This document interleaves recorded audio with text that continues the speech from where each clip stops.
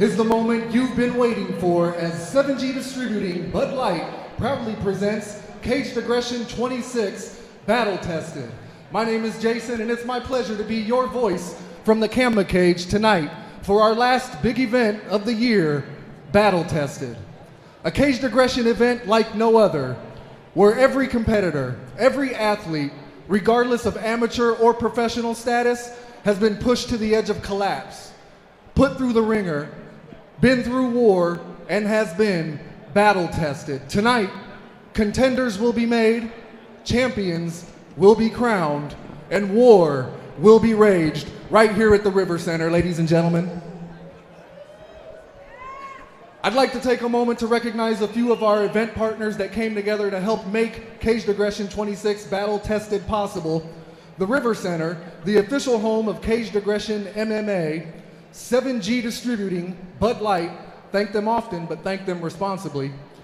La Quinta Inns and Suites, Ducky's Formal Wear, Galesburg, Lynch Heating and Plumbing, Summit Training Center, Affordable Auto Care, The Barrel House, Yabba Dabba's House of Glass, Auto Body by Jake, Balanced Chiropractic, and McKey Automotive. Let's give all of our event partners a round of applause, ladies and gentlemen.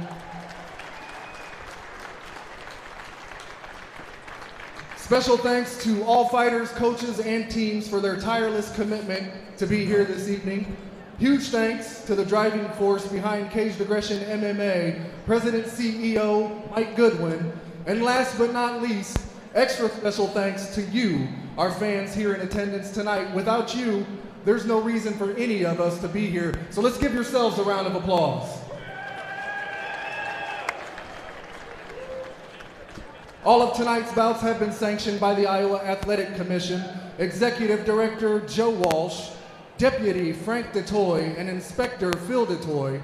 Our cage side officials tonight, Greaseman Kevin Night Night Anderson, Timekeeper Larry Stone, our judges Matt White, Tony Pauley, and Estel Walker, our cage side physician for the evening, Dr. Metcalf, our cage girls for tonight, the lovely Serena Kay and Dot, our production team, Mindprint Productions, The Music Connection, Say Uncle Photography, and Done Right Satellite, color commentary for our prelims provided by Zach Mickelwright and The Exception, Sean West, and when we go live to the world, Pat Militich and Jeffrey Wilson.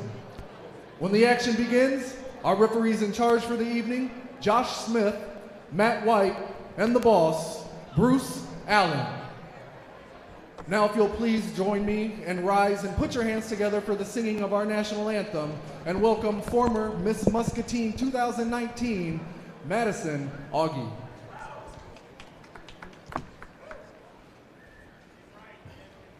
Oh, say, can you see by the dawn's early light what so proudly we hailed at the twilight's last gleaming, whose broad stripes and bright stars through the perilous fight o'er the ramparts we watched were so gallantly streaming, and the rockets' red glare, the bombs bursting in air, gave proof through the night that our flag was still there.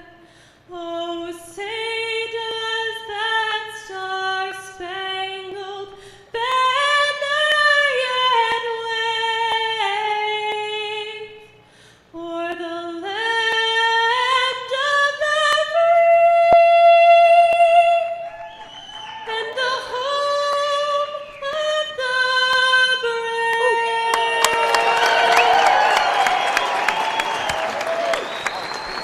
brave? Ladies and gentlemen, one more time for former Miss Muscatine 2019, Madison Augie. Now, if you're ready for the action begin, I need your help, RiverCenter. I need you to make some noise. Let's let the fighters hear you back in the locker room. Come on.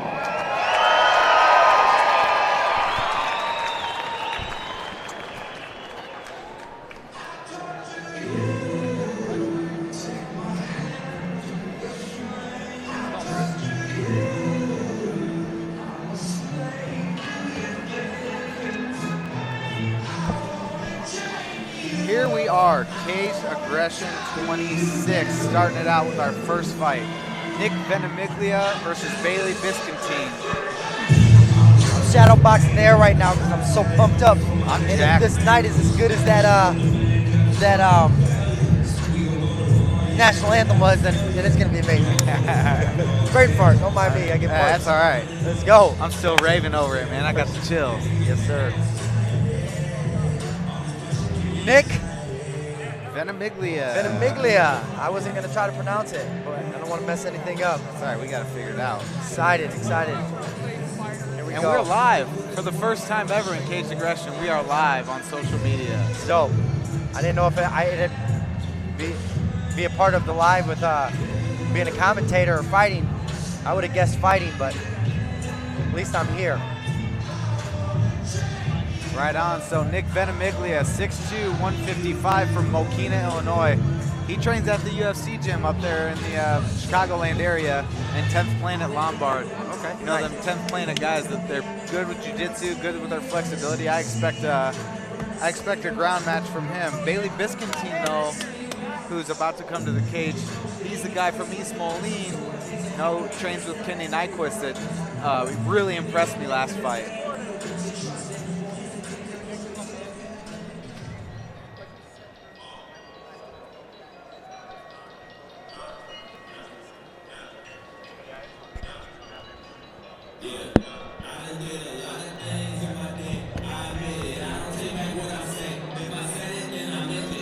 Here we are, Bailey Biskind, 5'9", 155 from Moline, Illinois.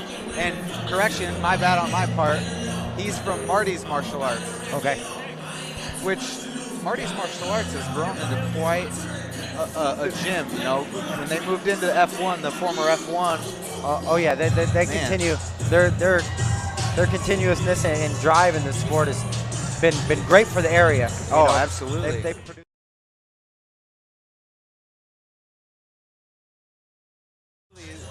probably the biggest gym now. Yeah, absolutely. You know, the And biggest force. I mean, and look at them as they walk out. They're 10 to 15 deep every time. Always. I love it. I'm all for it. Support your squad. Andreas, Jose Vasquez. They got Brant Cooper there in the back too. yeah, Tyler DeHaven. Who's also fighting tonight. Yeah, they got a nice squad over there, man. A lot Yeah, of they active do. fighters staying with it. Yep. And a lot of the former Milicic guys have been going over there and getting some work in too, man. Certainly. You know, it was always a rivalry between the two, but you know, when one door closes, the other one opens. Exactly, man. When things, Marty's has always had their door open. You know, things have shrunken in the QC as for amount of gyms, but I mean, they keep it going and they keep fighters hungry and still working. And why not fall to the nearest hard workers? You know what I mean? Exactly. I expect them to go to the hardest working gym. Ladies and gentlemen, our first bout of the evening is scheduled for three-minute rounds in the Caged Aggression Amateur Lightweight Division. Introducing first, fighting out of the red corner. He stands 6 feet 2 inches tall and weighed in at 154 pounds. He trains at the UFC gym and 10th Planet Lombard and is sponsored by Burke Superfoods, Fruit Blunts, Trials and Tribulations Clothing, Buona Beef, DeMay Nutrition, Ventimiglia Realty, Nutrition Hub Mokina, Sheer Styles in Mokina, Aurelio's Pizza, Frankfurt and New Lenox, and Disaster Solutions. Joining us from Mokina, Illinois, Nick, the Great White Ventimiglia. And his opponent, fighting out of the blue corner. He stands 5 feet 9 inches tall and weighed in at 155 pounds. He trains at Marty's Martial Arts and is sponsored by A+ Roofing, El Mariachis, Red Owl Collective, Perez Lawn Care, and the Cook-Up Graphics. Joining us from Moline, Illinois, Bailey Biskind.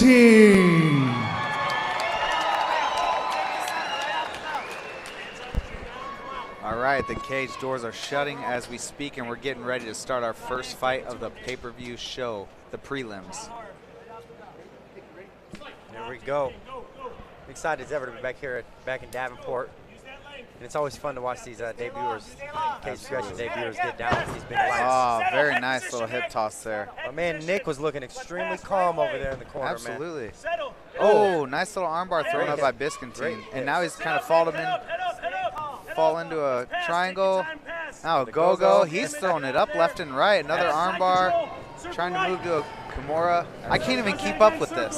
Wow. He's got great hips. He's got great hips. He's great chest. He goes for another one. Circle up. Knee on neck. He's going for a heel hook. Take his back. Come out of here. Up, Nick. Now we got a bit of an awkward position. Donkey guard, they call this. You're good here, but we want top. Scrambles. You're good here. Going for a little ankle there. Yeah. You're good here, Nick. Go for a calf crush from there. Let's sit up. Let's sit up. If you hold his leg, you get to your knees. Very interesting, but man, tons of action already. Absolutely. We're a minute in. Pass that leg over your head. Come out on top. Lift his foot. Lift his foot off the ground, Nick. You're good here. You're good. Take your round. Top. Sweet show already. Top. Scramble, Nick. Lift his foot. Let's get on top. And for the common viewer who's watching this, this might be a lot of, I mean, it's confusing for us, but it's really a chess battle what's even going on right now. Oh, yeah, for sure. Strike. Now Ventimiglia ends up on top. Great Good position for him. side control. If I was him, I'd start working to slide that knee on the belly. Make him carry your weight off your He knees. does a good job of shrimping, getting his legs in there. Off your knees. Does Bailey. He carries your weight. Yeah, so we got this double headlock going on now. Bailey abandons it and gets the forearm across it. Elbows. Jeez, man. Like I said, I can't even keep up with this. I think, they're so caught up in grappling right at this point that they forget that, sometimes slowing down and using some strikes is beneficial. Yeah. Nevertheless, they're active. Looking for some sort of Darce choke here, but Yeah, it looks like he's got it locked in a bit. Off the knees, Nick. Off the knees. Off the knees. Knees, legs. Oh, and then he rolls off to the side. He's trying to lock it up now. yeah, okay. Looks like Bailey's safe right now. Is it on the wrong side? On your toes, brother. Okay, I like what he's doing. He's in a dangerous position here for Bailey. He's got the and he taps. Very nice. What a great submission. I'm going to say calm way to listen to your coaches. I can hear his coaches directing everything from his corner. Oh, absolutely. We've got him right next to us, so we hear everything. And he's so long. Look at him, man. Look at the size difference in this weight class. Even That's his type of submission there with that Darce choke. no doubt, being he's from a jiu-jitsu school, he was in his world the whole time.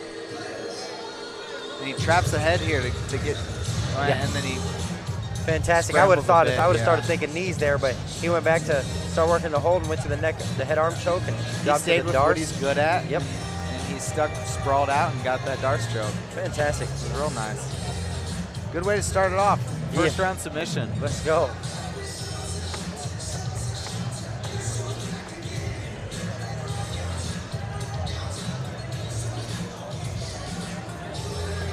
And you can see, Bailey's a little upset. He probably thought that he had it locked up there at the beginning with the arm bars and the triangles that he was throwing up. Yeah. He looked great on the ground. Just one mistake like that with a 10th playing a guy. Yeah. And it's over. Yep. It is. It's a difference maker in the specialized schools like that. Ladies and gentlemen, your referee, Matt White, has called a stop to this contest at 2 minutes, 22 seconds into round one, declaring your winner by submission due to anaconda choke, Nick, the Great White Ventimiglia.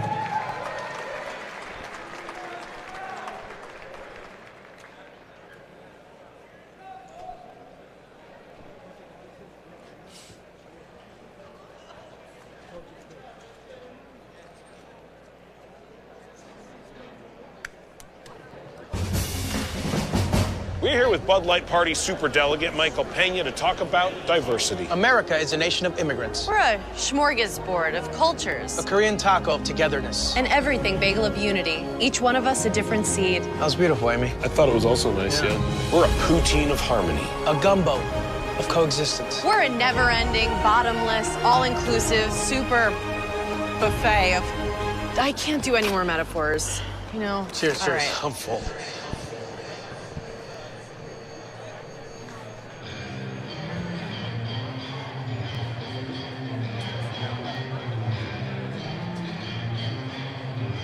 Already rolling into our second fight of the evening in our prelim card. Caden Harmon versus Tyler DeHaven. And I am excited for this. Yes. This is a local fight that could be every bit of main event caliber, given the growth in both of their careers. You know what I mean? And even in the amateur ranks. Oh my God. For sure. These guys are solid. Caden, the first time I saw him fight was down in Burlington at the last show, and he was. I mean, I didn't forget his name. You know what I mean? Oh my gosh. Fantastic Dude fighter. is solid. Kenny's guiding him the correct way. He's got great grappling, got a great wrestling base. I mean, and he doesn't use his wrestling. He wants to stand up. He uses his wrestling to stay on his feet, which is what I love. His first fight that got my attention was him getting dropped with the overhand right and responding with a double leg. You know what I mean? Like that method of recovery is, man, absolutely. You can't teach that stuff. No, you really can't. I'm excited to see him fight again, man. I really am. Got Kenny Nyquist in his corner, obviously a huge veteran in the Quad Cities. Kenny Nyquist has been around for way longer than before I even started fighting and have already quit. You know, he's been around. Still at it. Shoney Carter? I was gonna say, but my man. I thought that was a dude Mr. from Baby Boy. International. I thought that was the dad from Baby Boy. Wow. Fly. Super fly. Oh, Shoney Carter was on, he was on like season 5 or 6 of the Ultimate Fighter. Oh, yeah. Always wearing them suits, boy. Had a nice run in the UFC. Styling out. Yeah. Fought Matt Serra, Pat Miletich. Yeah, man. He's been around the block. Yep. And if Caden is getting information from him about how to be a fighter, well, he's getting the best information he can. Absolutely. There's nobody that can feed you that information who's been there before like that.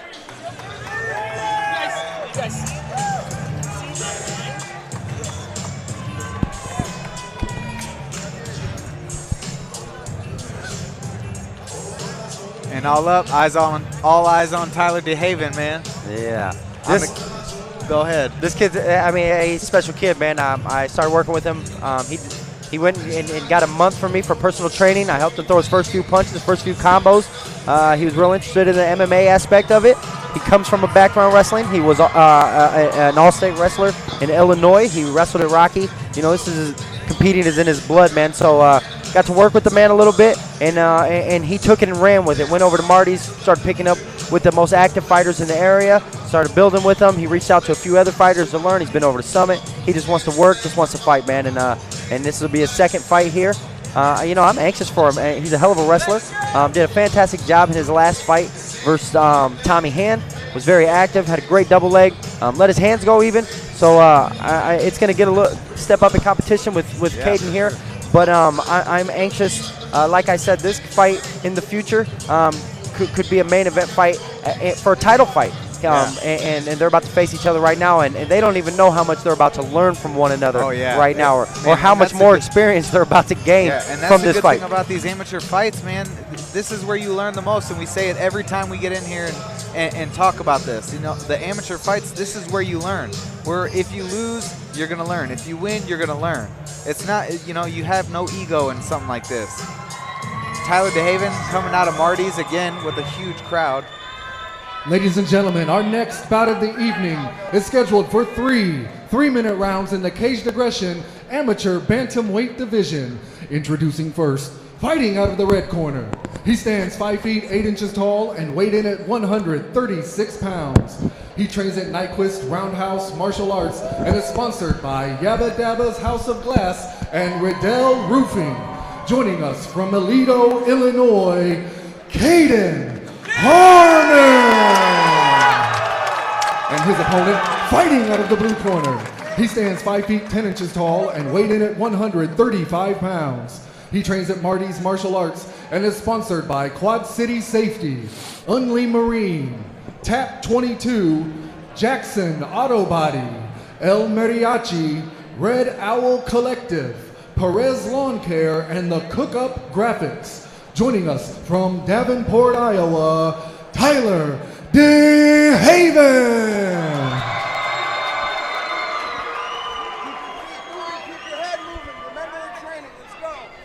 Here we go, here we go. We got the boss in the middle of the cage today. He's the man. He's the one to call it for this one. The boss, the Bruce Allen. Making sure both the fighters are ready, and here we go.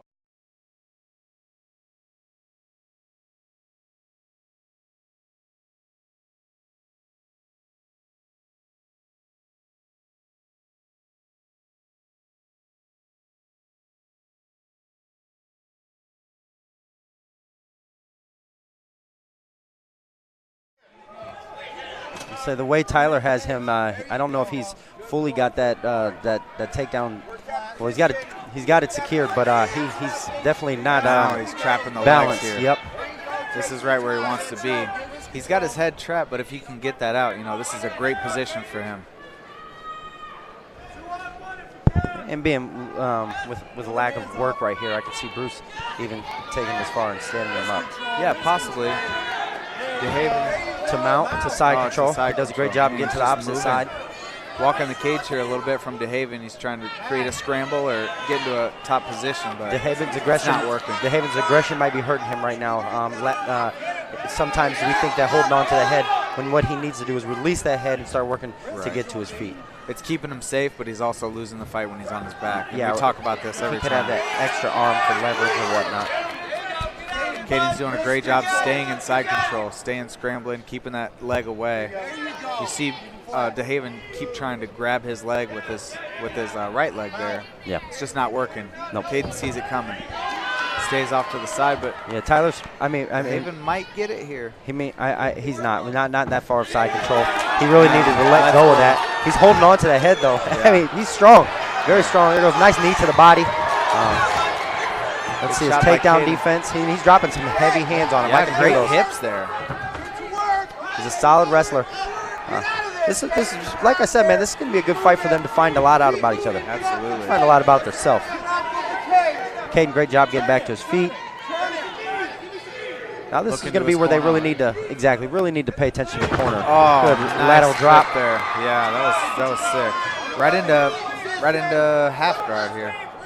Looked like mount, but I got to take a look at the camera. For these two guys, I really like for them to really listen and try to open up their ears. It's very important for them to listen to their corners right now because they're their third eyes. You know what I mean? They're their second set of eyes is going to pay attention and see things that they're not used to seeing or being a part of. So he's got that Frank Mir locked down on that left overhook. Shoulder lock there.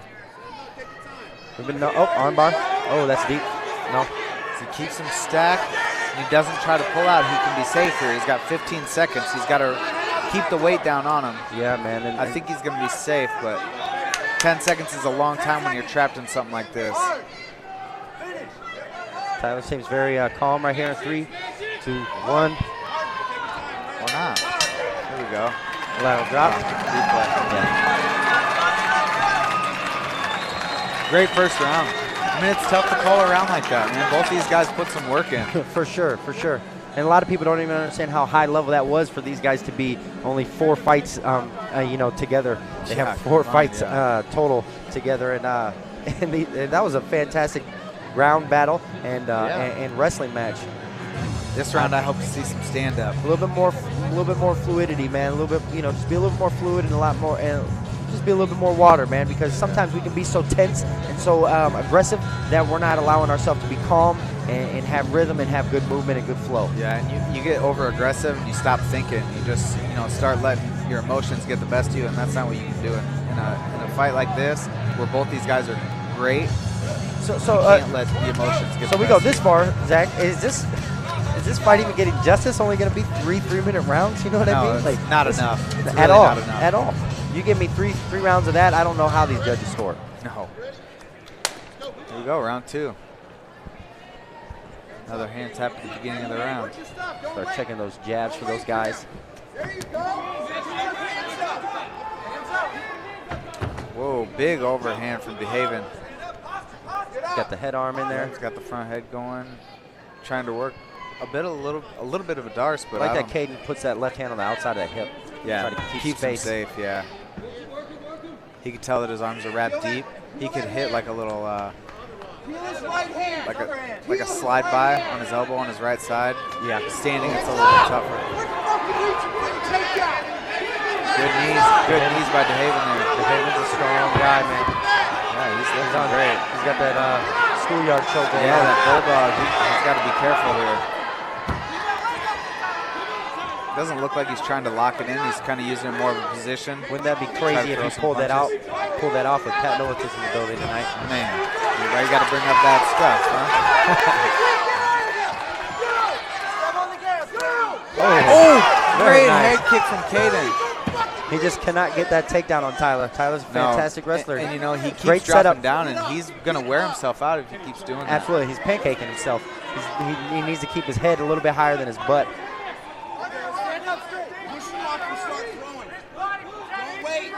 There's a knee. Tyler's doing a good job of smothering her. I'd really like to see Caden create space and start getting that jab pumping. If he can create space and get that jab pumping, make it a little bit more difficult. Caden winds up in a pretty good position here if he can tough this out and get his arm out there. He needs to throw his legs to the other side. There you go. Now what he needs to do is get his knees back. You know, he's not in a good position here. He needs to let DeHaven bear his weight on his back. DeHaven's locking that arm down, locking his left arm down with his right arm, and I think that was stopping him from being able to cut that angle. But with what he's doing now, yeah, it's a hell of a wrestling match, man. Yeah. Oh man, these guys are getting after it. Caden needs to slow his tempo down and start getting that jab pumping. Great kicks. He's got great kicks. He's got good strikes here. He needs to use those strikes. Yeah, he needs to use it, but he's looking tired. He looks a little worried. Oh, great straight right as a counter from that leg kick. Tyler can keep his hands up, be helpful for him. He's getting a little low. Yeah. Aggressive once again, relentless with putting him against the cage. Yeah, he's looking good, man. DeHaven is really looking good. Goes for the inside leg trip, and DeHaven counters right into the mount. This is the dangerous position for Caden here. Sometimes that mount can be overrated. A lot of it. He's got to worry about an arm here. Hop to the other side. Oh, nice. Way to stay safe from Caden. DeHaven needs to stop worrying about strikes and that submission right now. Oh, go for a little reverse triangle. Invert it. Pretty sure he's going to be safe here. It's just a crappy position for him to be in. Yeah, he's just being ruthless, being mean. There it goes. Who's got those first two, Zach? you can't ask a question like that, man. That's a tough question to answer. I got DeHaven for those two. Aggression. Man, yeah. Aggression. He's just staying so busy. He is. He's so aggressive. You know what I mean? Yeah. And that might be what is going against him right now. Yeah. That he's so aggressive. Sometimes we can slow things down and see things in a whole different motion. You know what I mean? I always try to tell myself, slow it down, slow it down. But this is where the experience comes from. That's where they build. Yeah. You know, I gotta say, Caden looks a little more tired than DeHaven. Yeah. Harmon is he looks a little gassed. Like he almost kind of didn't want to be there in the end of that second round. He needs to gather himself and come back in this third round and look for a finish. I think that's his only chance. Yeah. Get a finish, and you know he's fully capable of doing that. He is. So these last 3 minutes are going to mean everything for him. Really got to dig deep right here, fellas. It's going to be who wants it more right here. And Tyler DeHaven's looking over there with a little bit more activity in his bones. Yeah, and he's got a lot of gas left in him. This could be Caden's, spot where he excels, in being calm. So this is one thing that worries me with some fighters is, man, you can really see it. Some fighters just show it a lot more than other fighters when they're tired. You gotta have that poker face going into the third round. You better, if you don't feel good, you better look good, damn it. Oh, great straight right to start there. And if he can keep him at a punching range like that, that's great for him. But he can't do that. Aggression once again. This is where you lose fights in these positions. He needs to just circle. Good knee. And land punches.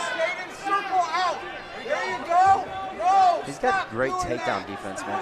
Yeah, well, with no forward pressure from Caden, all he's doing is dropping down to the legs. He's shooting and pancaking himself. Yeah, every time. And there's no reshot from there either. No, not at all. Not with the fence. He's got no steam behind him. He goes for a little roll. He's got great hips. Positions. Great hips. Nice. He's going for the heel. Yep. The heel hook for a little inverted ankle lock here. There's a lot of time left on this clock. Reverse heel. I don't know how strict Tyler's jiu-jitsu is, but the way Caden's set up, man, with Mike Hauser and those guys over there, he definitely will pull off a heel hook right now. There's DeHaven kind of looking for an Monkey ankle see- lock, but I don't monkey see, think he's monkey gonna do. get much. Yeah. I get it. Let's say that's the counter. The trick that I always learned from Joe Jordan was whoever gets the foot on the opposite side. It's got to be crossbody. Yep. Pat always had a sequence that he coached us on those. It's pretty nice. Uh-oh. Oh, get the heel. Going for that heel hook. Now a toe hold. Oh, there. he got him. Ooh, that was a quick tap, too. I think he must have hurt him pretty good there. Great showing for DeHaven, man. What an awesome fight from both these guys. Absolutely. We got a nice crowd here. Yeah. I like it. Going nuts. I like it, man. And he's got he's teammates with the guy fighting for the amateur 135 title tonight, Lee Colvin. You know what I mean? Yeah, so, yeah. Fantastic fight for these two. Yep, creating a lot of momentum for these guys. Very, very proud of them. Very proud of them. Good job, both guys.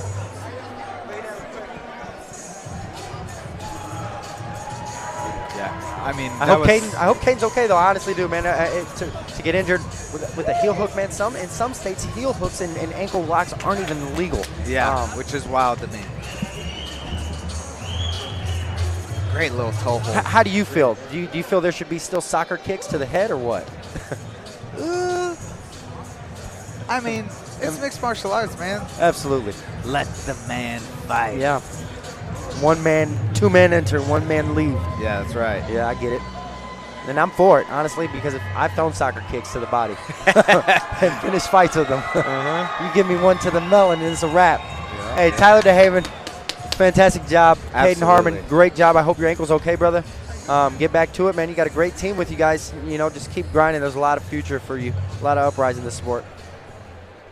Ladies and gentlemen, your referee, Bruce Allen, has called a stop to this contest at 1 minute, 49 seconds into round 3, declaring your winner by submission due to heel hook, Tyler DeHaven.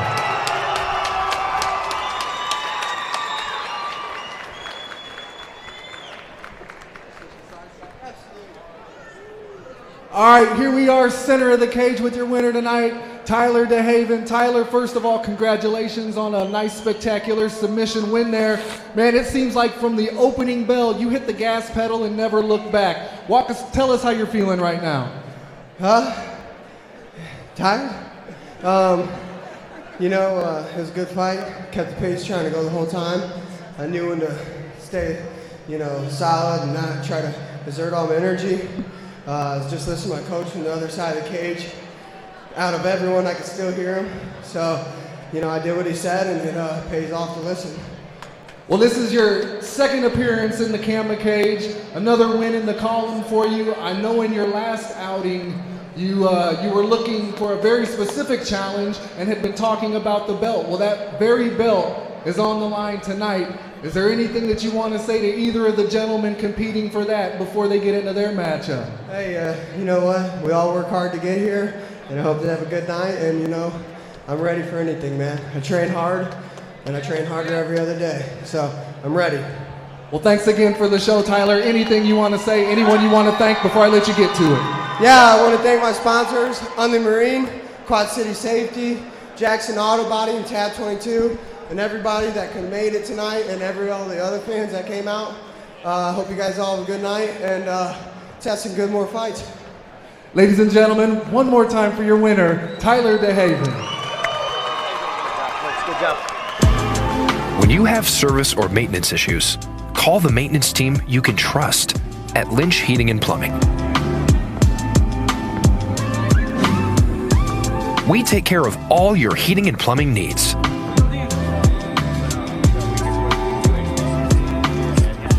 We are a reliable, family-ran business providing quality service to homeowners and businesses in the Quad Cities. Trust in Lynch to get the job done.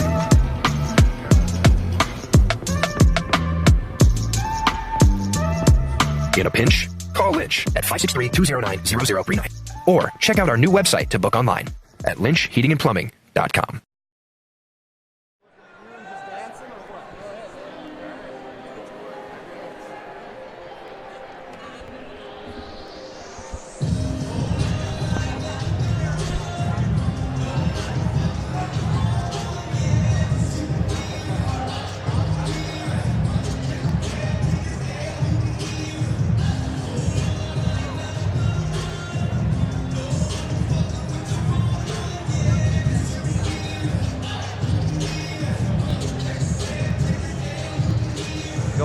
third fight of the night. We got Zach Heller and Ross Kedleston coming out. I believe Zach is the 135 or maybe 145 King of the Cage amateur champion. Oh, wow. Yeah. This name is new to me, so I haven't heard much about this guy. Well, I know Charles, and Charles has he used to have Team Bad Intentions out there in Des Moines. Yeah, I remember that. And they have done some phenomenal things, and they have quite a beautiful gym. And I believe, if I could be completely wrong, but from the looks of it, this is his son. Maybe someone related to him. I believe this is his son. And he's phenomenal in jiu-jitsu, man, and I'm excited for him to see him in the cage aggression cage and to take on somebody like Ross Kedleston. Who is just strong as an ox. Man, Sparta. He's been training for a long time. He's been training. Yeah. I almost forget sometimes the level that he's even at anymore, you know, because he's the guy that trains always and fights sometimes. Yep. If he feels like it, you know. Man, a few words, Ross Kedleston. Yes. Here he comes.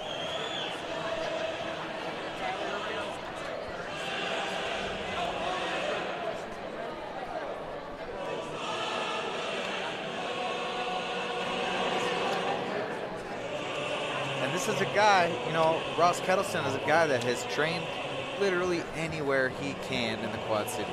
No doubt. You know. With any group. Yeah. MMA, G, don't matter to Militich, Marty's, F1 back when it was no around. political views on any, you know, he doesn't. All he wants is work. From anyone. Look at him. He's with Marty with the Summit hoodie on. And look how many people are with him. They all support him. He's got a nice crew, and he's just excited to be back in the cage, man. Yeah, man. Excited to see this. This is a guy who's helped me through training camps, who's helped Junior through training camps, who's helped Wisely through training camps. Yeah, you know what I mean? And he's been doing it for how long? And oh, man. And here he is with, body always. What is this, his 6th or 7th amateur fight? So, yeah. Hey, but he's getting a heck of an opponent here with Zach Heller and Charles in his corner, man. These guys come to fight. And they're very active in central Iowa, you know.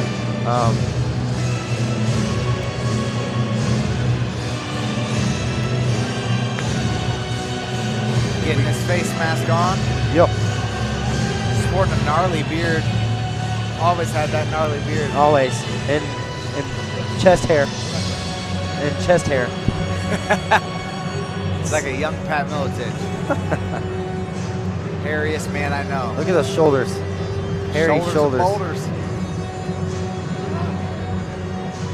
Scariest thing in the gym, Pat Militich, shirtless. Same with Ross. Ladies and gentlemen, our third bout of the evening is scheduled for three-minute rounds in the Caged Aggression Amateur Featherweight Division. Introducing first, fighting out of the red corner. He stands 5 feet 6 inches tall and weighed in at 144 pounds. He trains at the Iowa Martial Arts and Wellness and is sponsored by EP True Chiropractic, Ironside Tattoo, The Office, and Fat Boys Barbershop. Joining us from Des Moines, Iowa, Zach, the baby-faced assassin, Heller. And his opponent, fighting out of the blue corner. He stands 5 feet 7 inches tall and weighed in at 144 pounds. He trains at Marty's Martial Arts and Summit Training Center and is sponsored by Breaking Point Jiu-Jitsu, El Mariachi, Red Owl Collective, Perez Lawn Care, and the Cook-Up Graphics. Joining us from East Moline, Illinois, Ross Kedleston.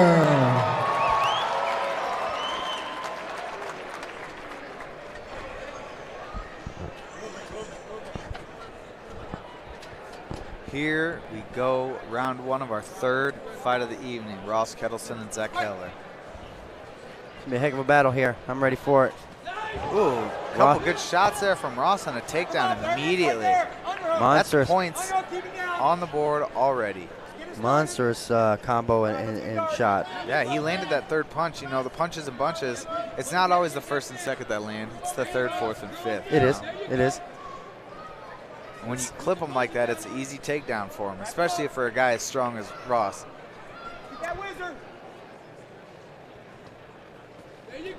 Good posture here, staying real heavy on him. Keeping his distance, throwing punches, staying really active. Keep adjusting your guard. There you go. Yeah, Ross. Wrap it up. Wrap it up. Ross with a big, nasty ground and pound. Just getting after it. He don't want any time for any play around. You know what I mean? Passing guard, Yep. slicing, knee like slicing nothing. immediately. Looking for a head arm already. To the mount.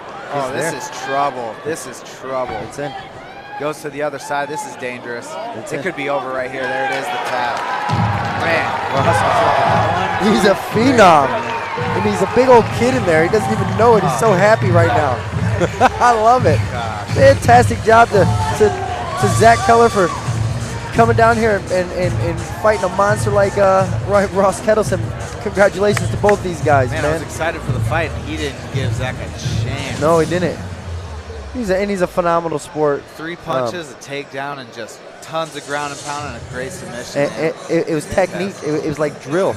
You know, we're going to go combo, takedown, guard pass, Punches, guard pass, or to submission. We've worked that literally in juniors classes. Hey, I hope to see Heller back here. I'd like to see see what he offers the sport, man. I see nothing but good stuff coming from his side of Iowa, and Ross is a monster and could probably perform with most pros in the area, if not all of them. And he's about to start breakdancing. Oh, he might. Oh, a couple kicks. No What big the? deal. What the? He said he's been working on it. I like to see it. The karate kicks? Yeah. Tight. Well, it's the Spartan kick. No, but his offense. He's been working on his offense. Man, that was nothing but offense right there. I really like to see Zach Heller get back in here. You know, I wouldn't mind Zach Heller and Caden Harmon. Mike, you heard it here first. Let's do it. You know what I mean? Coming off of losses, let these boys earn it together and get back at it here in January. Ladies and gentlemen, your referee, Josh Stewart, has called a stop to this contest at 1 minute, 10 seconds into round 1, declaring your winner by arm triangle, Ross Kedleston.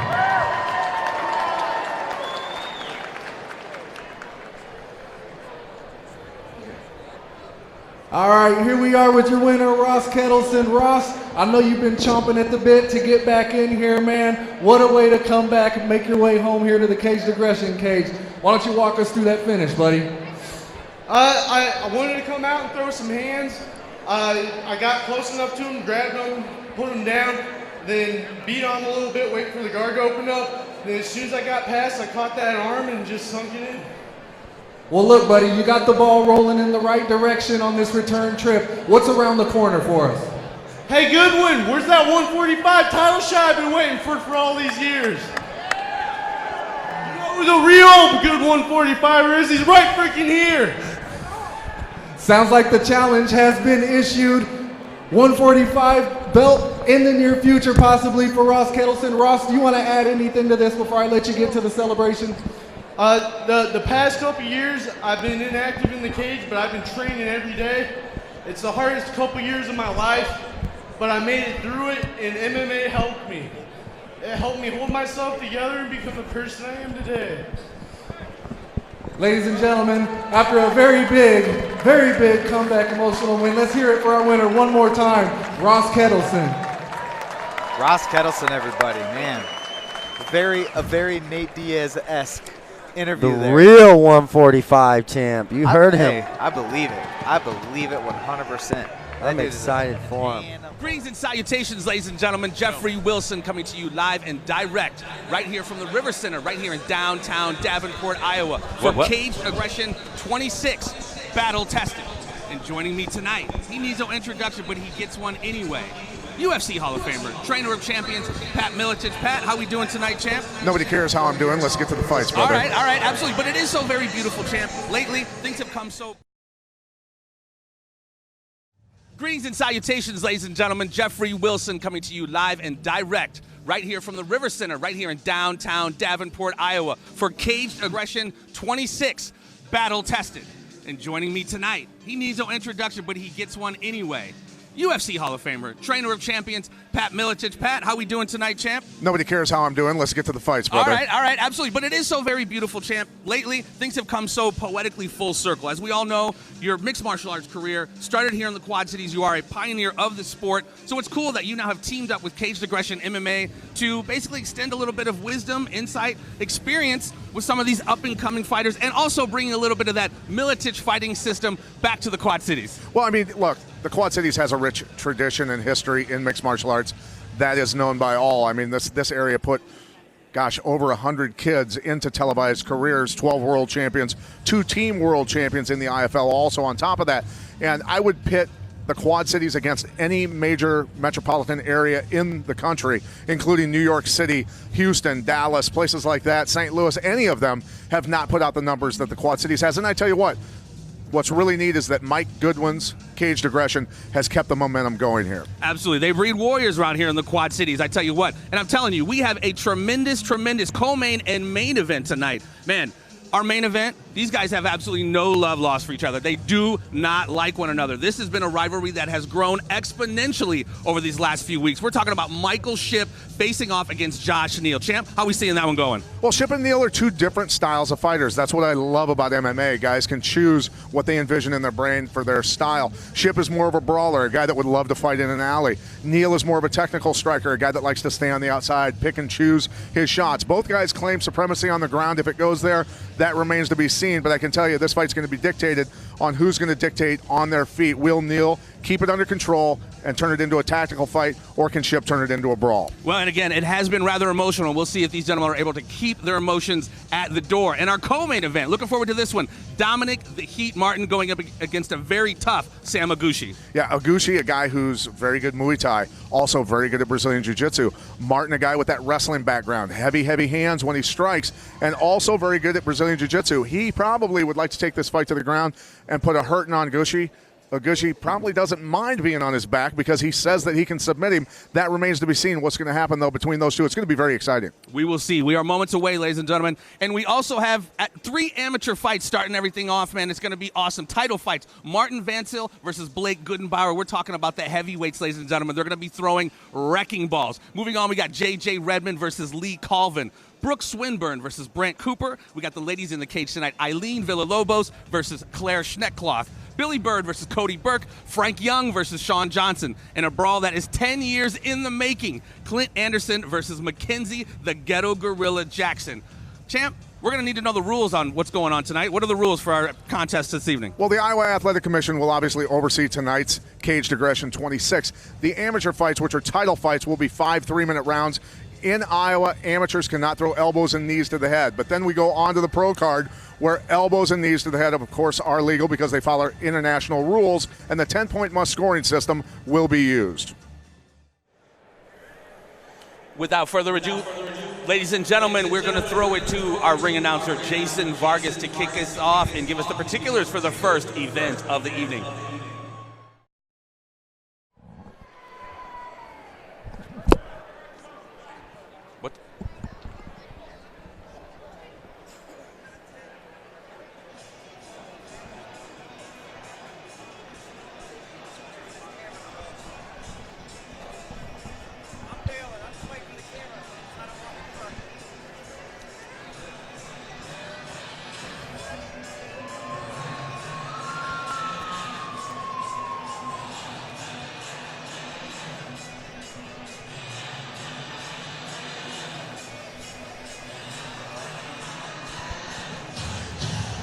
Looking forward to this one, champ.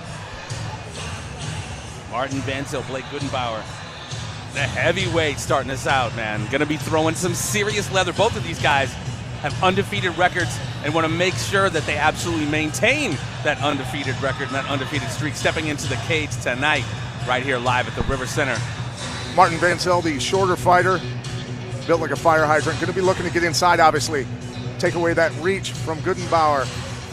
He's got to use a lot of feints and fakes, cover the gap, get inside. Overhand rights, uppercuts. Absolutely. And possibly look for takedowns. You can see the tattoo on his left chest. He is a retired Marine, I'm assuming. Never a former Marine. Exactly. Yeah, and like I said, all of these guys are undefeated. Vancil coming off a win via punches over Theodore McDonald. And I'm telling you what, Blake Goodenbauer really, really impressed me in his last fight. He was dropped in the first round against Marko Vukasevic, and then he came back in that second round to finish him via arm triangle.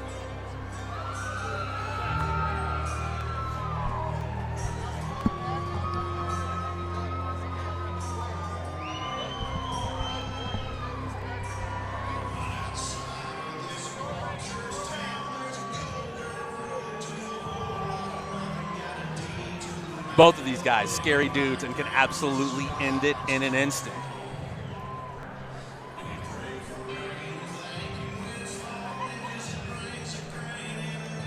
Blake Goodenbauer coming out of the Tarpons Mixed Martial Arts Academy.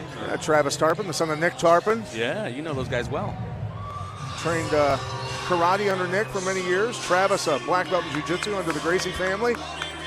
Also has a lot of kickboxing knowledge. Looking forward to this one, baby. Don't blink. Blake Goodenbauer entering the cage. Martin Vancil 5-0. Blake Goodenbauer 3-0. Martin 30 years of age. Blake Goodenbauer, his junior, And now, at 27. Caged Aggression fans in attendance at the RiverCenter and those streaming around the world, we're live. 5 3-minute rounds for the Caged Aggression Amateur Heavyweight Championship, powered by McKey Automotive. Introducing first, fighting out of the red corner, he stands 6 feet 1 inch tall and weighed in at 246 pounds. He trains with the Central Illinois Combat Club. Joining us from Spring Bay, Illinois, Martin Vancil. And his opponent, fighting out of the blue corner, he stands 6 feet 3 inches tall and weighed in at 229 pounds. He trains at Tarpon's Martial Arts. Joining us from Davenport, Iowa, Blake Goodenbauer. Blake Goodenbauer, Martin Vancil about ready to get it on, ladies and gentlemen. Moments away from that bell.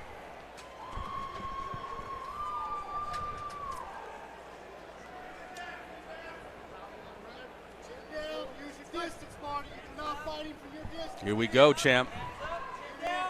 Blake starting out with some lead left jabs, try to feel things out. Whoa! Heavy kick. Blake's on him. Oh, he pulling guard. Pulling guard quickly.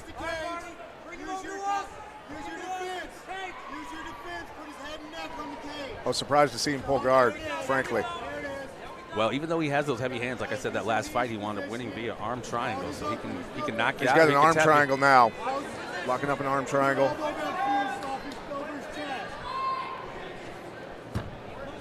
Long limbs do come in handy when it comes to this type of submission. Yeah. Last time I saw somebody get submitted with an arm triangle from the guard. He's getting an angle nicely, kicking his hips out, getting the angle to cut off the blood. Jeremy Horn choked Chuck Liddell in that in their first match. That's the last time I've seen it live, though. Now taking his back, nice transition, trying to get up there. He's got to make sure he has it because he doesn't want to blow his arms out attempting it. 1 minute gone. Right now he's going to go for an armbar if he slides off. Got Vancil's back here. Need to flatten him out, doesn't he, champ? Yes, sir.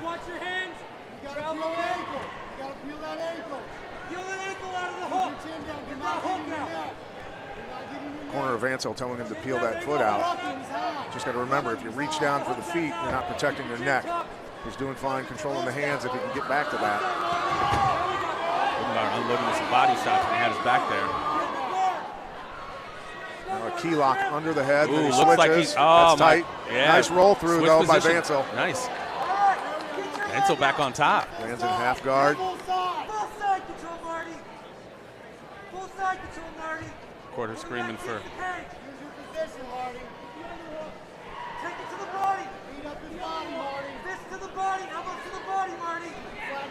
Looked like he might be trying to go for a mountain guillotine if he can get that leg out, but He's trying to get out of that half guard there. yeah, Goodenbauer's got him in a lockdown position, which is tough to get out of. You're going to drop down to basically a single leg and power your way out of that and then go to cross sides.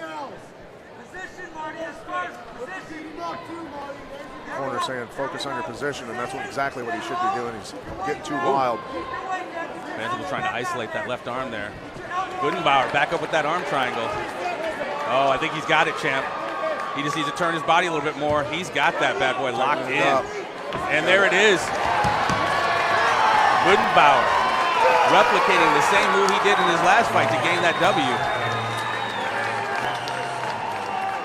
Impressive. No, great work. Back and forth fight though. Some mistakes made. Of course, they're amateurs. That's to be expected. But both game guys. Awesome to see such a big heavyweight not just knocking people out, but you know, tapping them out. Just watch the replay of that arm in triangle. There you go, setting him up with those jabs in the beginning there. Nice body kick. Throws a kick and then he just pushed him off balance. But you got to be careful pulling the guard against anyone, especially at the beginning of a round, even in a 3-minute round. Judges many times see the bottom guy as losing, so you got to be very careful about doing that. Goodenbauer just really dominating when he had his back there, and on top, there it is, cinching up that nice arm triangle. Tight, baby. Woo! A lot of power in that submission. Yes. Blake Goodenbauer picking up the W, extending his winless, or his undefeated streak. Martin Vancil picking up his first L. What a way to kick off the show, brother. Yeah, well, for Vancil, look, he's going to learn a lot from this. Always. Well, not always, but obviously with losses, you want to see what you did wrong and go back to the drawing board and regroup. Cage Aggression MMA promoter Mike Goodwin in the cage to present the title, the belt, rather. Ladies and gentlemen, your referee, Jeff Stewart, has called a stop to this contest at 2 minutes, 23 seconds into round one, declaring your winner by submission due to arm triangle and new Caged Aggression heavyweight champion, Blake Goodenbauer. There we go. Mike Goodwin hooking the strap up on Blake Goodenbauer. Good fight, man. What a way to kick off the card here. Caged Aggression MMA live right here at the RiverCenter. All right, here we are with your winner and new Caged Aggression heavyweight amateur champion, Blake Goodenbauer. Blake, you've been calling for that thing for a while. Got a very, very tough test, an undefeated 5-0 Martin Vancil, and quick day of work, got a nice strap, man. How's it feel now? Feels good. Hey, can I get a huge round of applause and I thank you for Martin's service in the Marine Corps and those that we still have overseas. Thank you, Martin. Semper Fi, baby. No, it feels good. You know, like I said, I've been waiting for probably about two events went by, and a year ago after we won that first fight, we kind of set the goal out. This is what we wanted.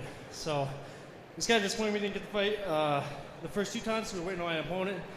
He decided to move on to the professional, and this opened up now. So Mike did a hell of a job of picking up who I was going to fight, because that guy, he doesn't win 5 fights without being a badass. So you got that right. Well, look, there's going to be a lot of people looking for that thing, and the hard part's done now. No more calling out. Now they're coming after you, Blake. What's up for the rest of the night? Go home, eat, and I got a battle. Jack Galen's calling my name, so. There you go, ladies and gentlemen. Well, let's hear it loud one more time for your new Caged Aggression heavyweight champion, Blake Goodenbauer. Blake Goodenbauer picking up the...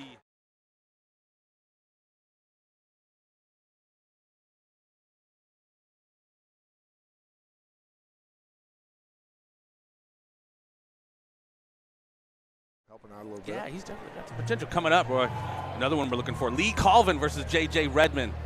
We talked to both of these guys yesterday. I'm looking forward to this one, man. Lee Colvin having a little bit of distress in his life recently, losing his mother. We'll see how he bounces back from that. J.J. Redman saying he is comfortable anywhere, whether it's up top or on the ground. He's ready to go.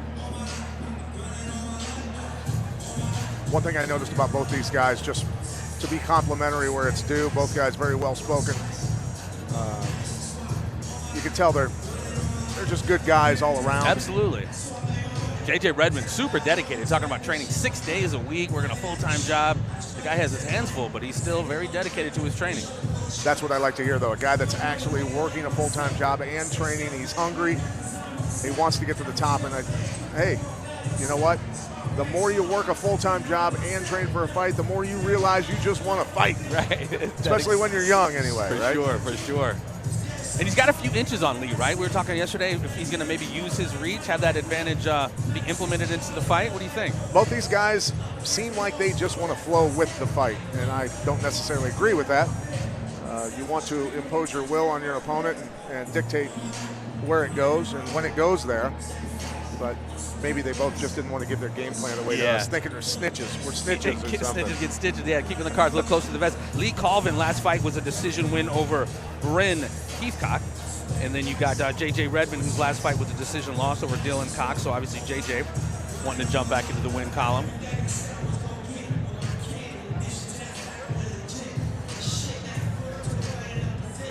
Obviously has trained hard, though. He looks very lean, in shape, looks confident. Yeah, this is going to be a strap, man. I'm doing a little show prep, obviously. Lee Colvin is no joke, man. These guys both have their hands full this evening.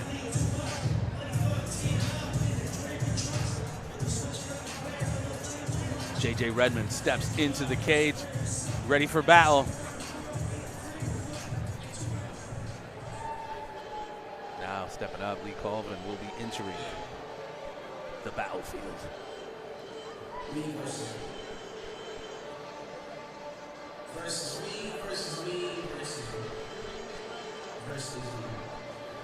So what do you think, champ? I mean, when you have something, so serious and so personal happen, I guess that's kind of the defining mark of how dedicated you are. It's an easy excuse or reason to pull out, but he's stuck to his guns and is fighting tonight. Well, I mean, look, he can't change anything that's happened with his mother. That's the thing. So, you can tell he wants to dedicate this to his mother, obviously. Very focused. Look, guy comes out of the Marine Corps, comes home, takes care of his mom. Should be very proud of what he's done. But yeah, he's got to put that out of his mind. It's all business once that cage door closes. Sure. Yes, and you got to go to work. No matter what's happening in your personal life, it's time to go to work. And everybody across this country that has a job, look, they end up at work after their mother passes away. They got to do their job, and that's just the way it is. But in the world of combat sports, we've seen it happen. James Buster Douglas back in the day, mother passed away right before his bout with Mike Tyson. Then he goes over to Tokyo, Japan, and shocks the world. So it's not unheard of, right? It can serve as a very serious motivator. Absolutely, absolutely. But again, I think he's very much more disciplined and, like you said, ready to put that out of his mind and step into the cage and do some battle here tonight with J.J. Redman. Exactly. There's Ross Kedleston taking his necklace off of him. Ross getting a victory on the undercard earlier with a arm triangle. Ross, I tell you what a physical specimen. Very good wrestler, very good submission grappler. He's been dominating a lot of submission grappling tournaments while his time away from MMA was going on, and now he's back. So extremely dominant performance, first round win on the undercard against Zach Heller. Definitely keep an eye on that young man.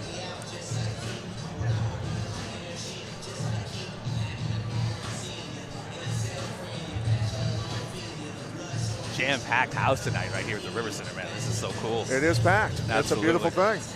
You do not want to miss a Cage Aggression MMA live event, ladies and gentlemen. Mike Goodwin been doing this for what, 8-9 years? Oh gosh, I think I heard it was like over 15. I could be wrong. It's been a hot minute, and they've definitely refined it. Boy, this is one of the sweeter promotions I've seen across the country. Records even, age even, height Ladies even, and gentlemen, our next even. bout of the evening is scheduled for 5 each other. 3-minute rounds for the Caged Aggression Amateur Bantamweight Championship, powered by Auto Body by Jake. Introducing first, fighting out of the red corner. He stands 5 feet 10 inches tall and weighed in at 133 pounds. He trains at the Elite Boxing Academy. Joining us from Clear Lake, Iowa, J.J. Redman. And his opponent, fighting out of the blue corner. He stands 5 feet 10 inches tall and weighed in at 135 pounds. He trains at Marty's Martial Arts and is sponsored by Yabba Dabba's House of Glass, 392 Cafe, DJ's Fashion, J&J Memories, El Mariachi, Red Owl Collective, Perez Lawn Care, and the Cook-Up Graphics. Joining us from Rock Island, Illinois, Mad Dog Lee Colvin. Getting ready to get this one underway. J.J. Redman said he's a pressure fighter, very relaxed style with a high school wrestling background and boxing background.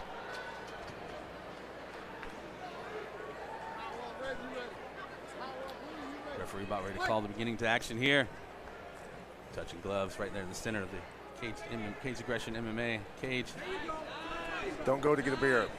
Lee Colvin starting out with some leg kicks there. That's not a bad move, right? You want to soften those legs up, those big legs. Well, I would say you want to lead with the hands, though. Don't throw kicks naked because you get flipped. Nice uppercut there to finish that combo.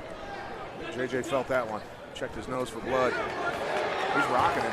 There he is. I expected him to come out with some serious fear. Oh! He drops him, champ. Drops him on top of him, and delivering unleashes the blows. That straight left. Back of the head. Oh, serious left hands. Referee stepping in. Hesitated there for a moment before he stopped. Was going to stop it there. Looked like Lee doing a good job staying on his back. Heavy pressure. Heavy pressure. He needs to focus on getting himself solidified in this position. Now he's got his hooks in. Now he's getting the choke. Oh, is it in there? We're going to find out. I don't know if he's right under his chin. He needs to flatten him out. Could be just moments away, champ. We could be getting that tap from J.J. Redman. I don't know. I can't see Redman's if it's under his fighting. chin. Redman's still fighting it. Redman's Yeah, still absolutely. fighting it. Can't see if he's under the chin yet. Lee might be better served to punch, just flatten him out and punch, and get the referee to step in for him. JJ No, straight. switch into a figure four on the body. Nice Needs to body get that triangle. foot behind his knee. Can't get it locked in there. Switch it up, go to the other side on top. So the ground's not in his way on that. JJ definitely in defensive mode. Didn't like those blows that Lee was raining down when he was on top.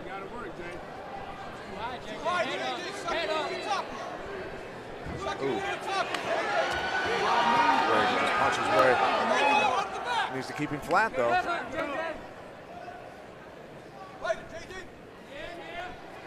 Redman fighting those hands. Trying to prevent this choke. Under a minute now. He's done a good job surviving so far. Keeping that wrist control, looks like. Trying to keep that arm from going right under his chin, which would just cinch that rear naked. He's definitely working it. JJ needs to pull that arm down or do something to... He just needs to keep maintain wrist control on one wrist, then the choke cannot be finished generally. Now the half-minute mark. Yeah, almost done here with this first round. Is he too high? I'm hearing the corner here saying that he's too high. Is Lee too high? He's under the arm, so he's around the neck and under the arm, so he's strapped in pretty good.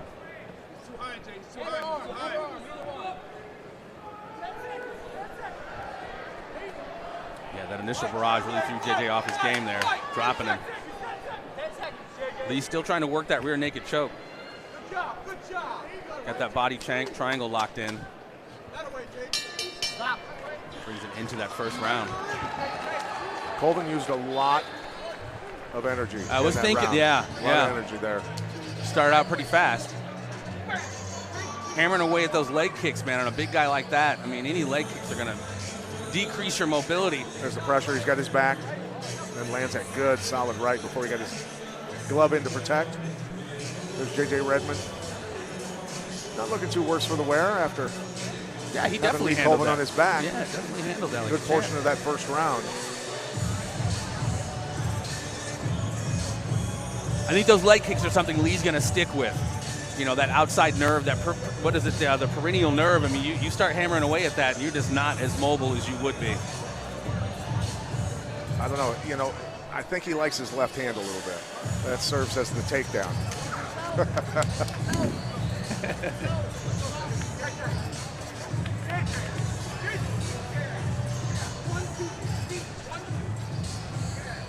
J.J. Redman getting instructions from his corner right over here.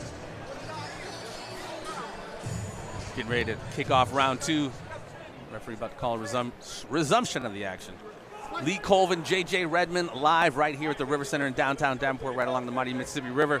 Lee Colvin going right back to those leg kicks. Here comes the...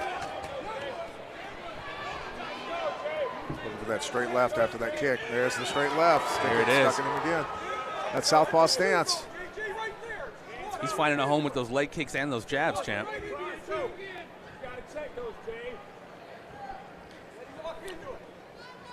Yeah, this is another thing we're not seeing from J.J. Redman, checking those leg kicks. Both guys get a little wild in that exchange. Good counter there. Staying in the pocket. Oh. Heard that leather. He's finding a lot of success with that left hand, Lee Colvin is. As well as those leg kicks. JJ refuses to check those. Shooting, getting the takedown. Oh, nice takedown from Lee Colvin. Nice landing in side mount. Yeah, which is nice. You just pass the guard on the way to the ground. Don't have to mess with it.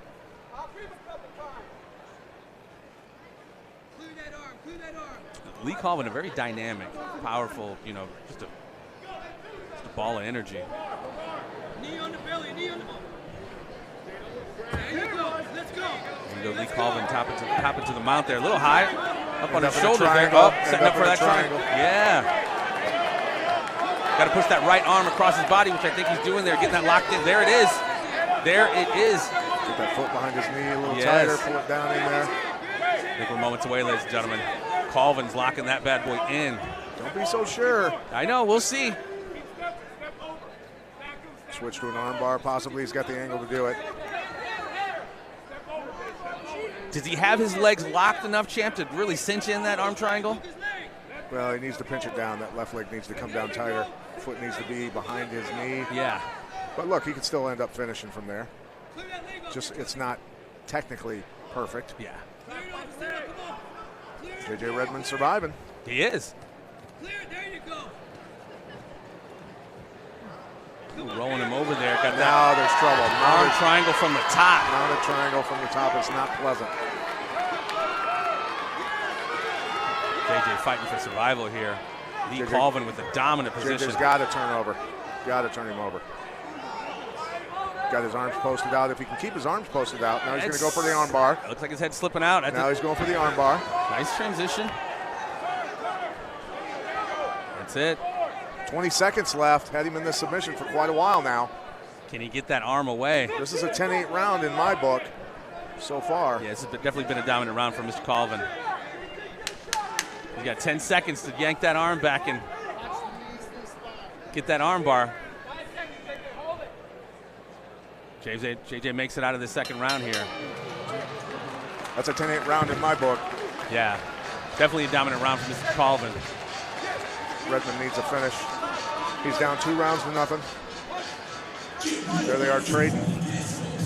Nice head movement by Lee Colvin. Then shoots in for the double.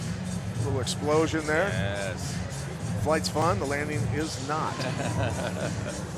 Nice technique being displayed by Mr. Lee Colvin. Yeah, he's definitely out-techniqued JJ Redman the entire evening.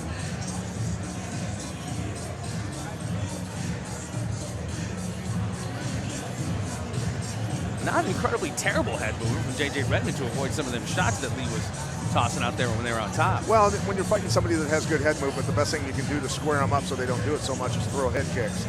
And that makes them not want to lean to the outside because potentially they think they're going to lean into a shin bone coming at 180 miles an hour. So those are never fun to eat. Well, and those are things that you learn with time. You know, when you get a lot of experience, you fight a guy that's doing that. You just throw a couple head kicks from each side. That'll slow that head movement down. Yeah. And again, these gentlemen are very early in their career, but still seeing some promise in both of these gentlemen, especially Mr. Colvin. But the fight is not over yet, lady. The fat lady has not tuned up. Still got 1 round left.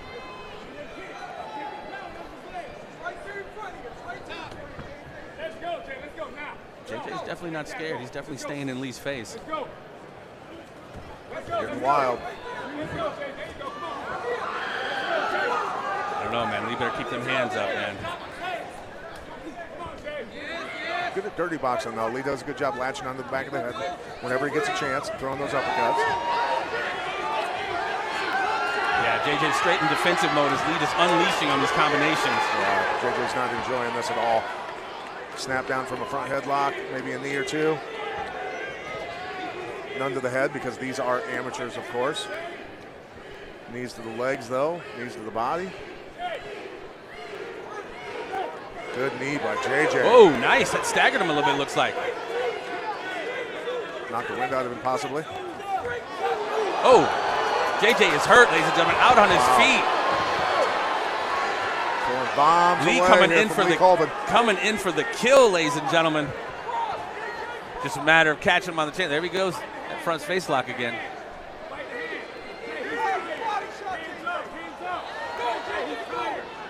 JJ's still slipping some of them shots.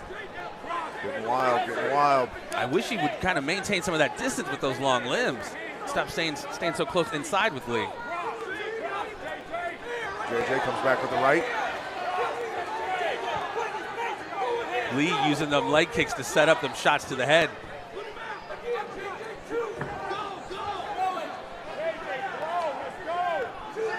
JJ Redman's corner screaming instructions over here next to us. I have to say, champ, it looks like Lee is slowing down a little bit with some of those strikes. I don't know if he's slowing down, but the defense is not there. Got to be careful. Good. Nice kick to the punch there. Yeah, it seems like JJ is just in defensive mode. He's not really unleashing the beast on him. Well, he's had his bell rung a couple times. He might not even know his name right now, so that's the thing. Might be on instinct alone. Yeah. JJ on top here with a takedown. Just over 30 seconds left in the fight, or in this round. Pardon me. Comes down to conditioning. Yeah, I was just going to say, Lee Colvin with a couple big exhales here. I don't know how much is left in the tank. Lee was trying to hit a sweep there. Did he get the wind knocked out of him with that knee over there on the cage? Nice job fighting out of that position. Both of them back to their feet here. Oh, nice roll through. That's wrestler's balance. Lee on top.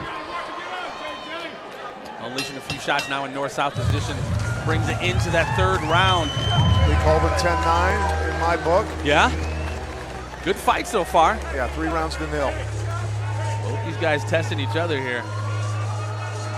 JJ exhausted. Lee bent over, holding his knees into this third round. Corner got to get in there with that stool a little quicker. Yeah, he's like, where's the stool? I want to sit down. Gut check time here. Both these boys exhausted. There you go. Look at JJ doing the stanky leg a little bit there as he was wobbled back. But fired back, though. He's still in the fight, champ. Yeah, both going back and forth. That's what you like to see. Here's the roll through. Nice job getting that takedown. Lee Colvin taking Marty Perez's advice in the corner here. Taking some deep breaths. Like you said, it's coming down to conditioning here, champ. These last 2 rounds, Lee has definitely expended a lot of energy in this dominant performance so far. We'll see if he can maintain that for these last 2 rounds as JJ Redman prepares to step out for round 4 right here at the RiverCenter in downtown Davenport. For slow it down a little bit. Don't get so wild. Got 3 rounds to nothing. Don't get crazy. Cage aggression battle test at 26. He's got to keep them hands up. Lee once again using them leg kicks to set up his combinations up top. Unloading, wobbles JJ again, has him up against the cage. Ridiculous, vicious hooks. JJ Redman wasn't hurt by any of that, though. He started covering up. Yeah, blocked most of that. Again, when you load up like that, champ, how much does that take out of you? Too much. A lot of negative movement before the positive of the punch. A lot of wasted energy, but Lee's doing his best to try to break those legs down on JJ Redman to keep that mobility limited from JJ. Got his back up against the cage here. Nice underhook. JJ switched position. Now Lee up against the cage.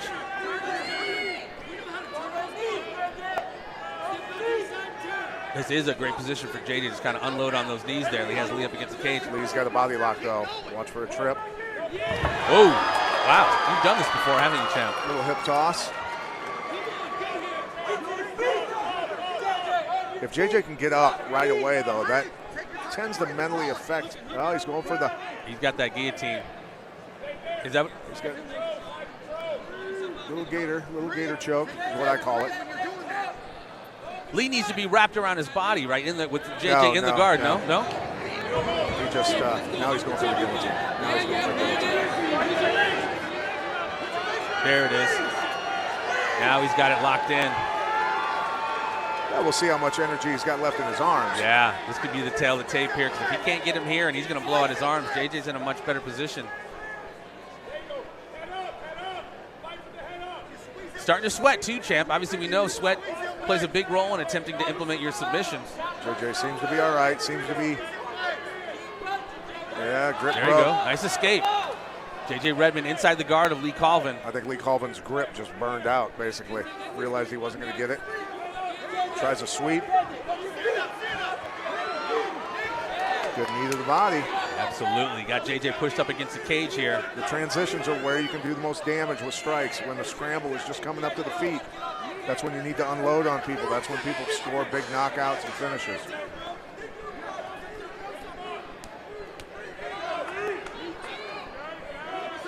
Yeah, this is the testament here on their endurance, like you said. Reaching the end here of the 4th round. Lee Colvin, JJ Redman up against the cage. Good knee to the leg. You know, and those don't have to be bombs. So you can just keep picking away at the quad. Slow and steady wins that race. It just slowly incapacitates those legs. Into that 4th round. A little better fight, or a little better round for JJ Redman, that one. Lee unloading on him in the beginning, though. There's the body lock here. He steps across, hip to hip. Nice judo throw. Coming up on the 5th round, ladies and gentlemen, Lee Colvin, JJ Redman, live here from the RiverCenter right here in downtown Davenport, along the mighty Mississippi. Caged Aggression 26, battle tested. Here calling the fights with UFC champ, Hall of Famer Pat Miletich.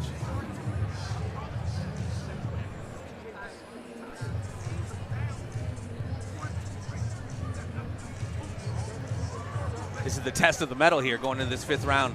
Both fighters tired, not completely gassed yet, but Lee bent over, compressing his breathing. Need to put that stool all the way back against the cage and let him lay back against the cage so they can really get some oxygen in their lungs. Got the conditioning here. JJ Redman looks pumped up right now. He looks fresher, quite frankly, compared to my big guy Lee over here. JJ looking a lot fresher. Here it is. Beginning to the 5th and final round. JJ Redman, Lee Colvin squaring off in the middle of the Caged Aggression MMA cage. Lee has to know that he has to get a KO or a submission here to win this fight. You got to keep that chin down. He's staying in his face with those 1-2s. Whoa, big left. JJ doing a good job of blocking those, champ.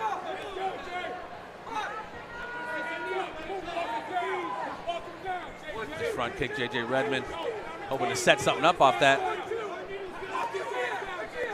Both guys trying to stay busy here in the last round. Absolutely. You don't want to leave it up to the judges. Whoa, big right by Lee Colvin. Oh, Superman punch off the cage, unloading on JJ Redman.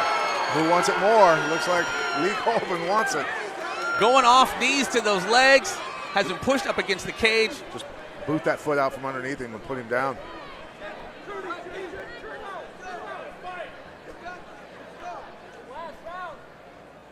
JJ just hasn't quite had an opportunity to implement his offense. He's been on defense almost all the night. It has a lot to do with Lee Colvin, I guess. Yeah, huh? Absolutely, in his face.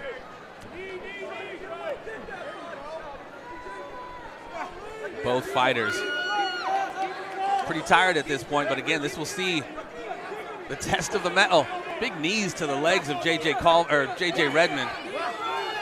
JJ Redman with some shots to the midsection on Colvin. Another toss, big takedown. He just muscled it on that one, man. Absolutely, got him down in side position here. Sliding him out. Oh, he had it. Staying in side position here. Yeah, you got to hand it to Lee Colvin. Look, after you win 3 rounds, you can coast. You know, he handily, won those first 3 rounds. So technically, he could have sat back and coasted a little bit and won this, but he's been going for the finish the whole time. And he's a fighter, baby. He's trying to drive that knee through to the mount. Got it. Under a minute left. Lee with a dominant mount position. About ready to rain down some hammers here. JJ just covering up. Covering that head. Looks like Lee's possibly going to turn him and set up for another choke position. We'll see.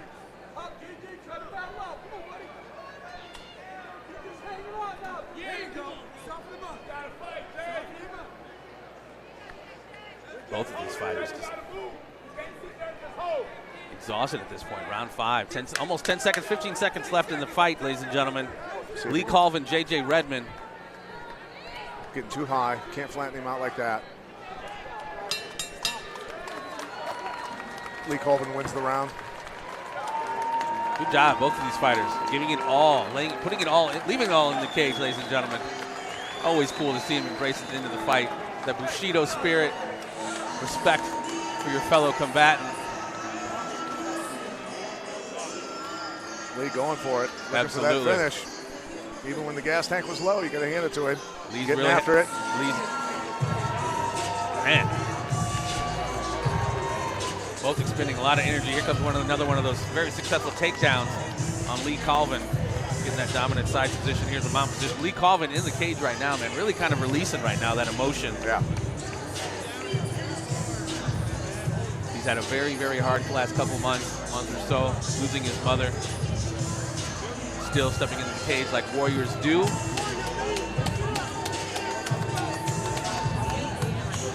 J.J. Redman having a little conversation with his corner. Kudos to both these guys, man. It's quite a fight. Nice 5-rounder, went the distance. J.J. Redman surviving a lot of submission attempts, a lot of heavy punches, got rocked several times.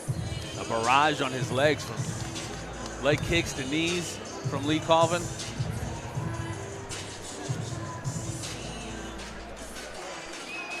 Gotta love that. Gotta love that sportsmanship, ladies and gentlemen. In moments, we will get the final word from the judges. I don't think we need any geniuses or an abacus to figure out the scorecards, Jeff. Yeah, it was, good fight by both, but Lee obviously was putting in a little bit more work. Had JJ in a defensive mode most of the fight.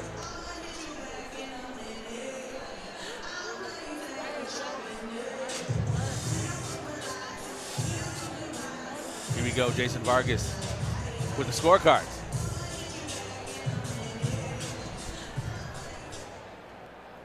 Ladies and gentlemen, we go to our judges' scorecard for our decision. Our judges scored this contest 50-43, 50-45, and 50-44, declaring your winner by unanimous decision and new Caged Aggression Amateur Bantamweight Champion, Mad Dog Lee Colvin. Mad Dog Lee Colvin picking up the W as well as the strap, ladies and gentlemen. As well as a couple of the judges called 10-8 round. One of them called 10-8 round twice. Other one called a 10-8 round once, so I wasn't that far off. All right, we're here with your winner and new Caged Aggression Amateur Bantamweight Champion, Lee Colvin. Lee, right now you sit atop possibly one of the most talented and stacked divisions here in Caged Aggression. Two of the competitors vying for that belt possibly competed here tonight. What do you have to say to the rest of the pack now that you got that strap, sir? I mean, to keep it simple, come and get it if you want it. But before anything, before we talk about all that, I just want to thank everybody here. A few weeks back, I lost my mother, and it's been a really hard time to get here. And it's a really hard fight, but I've received a tremendous amount of support from a lot of places I not necessarily didn't expect it, but you never know until the time actually comes. And I want to give a thank you to everybody that came here to support me. Thank you to Marty, all of our teammates, everyone that's trained with me.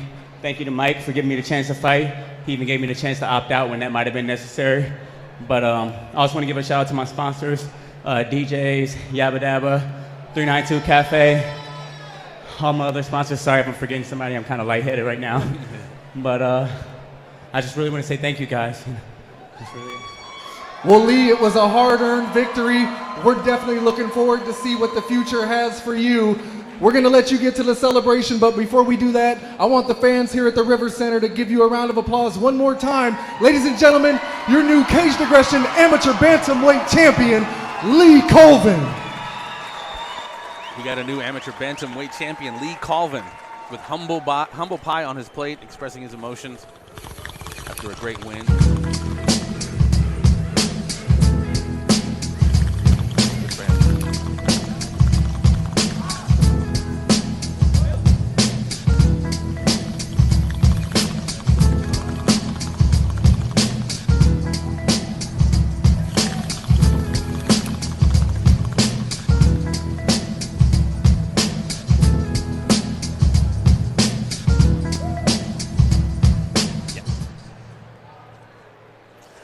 X, ladies and gentlemen. Brock Swinburne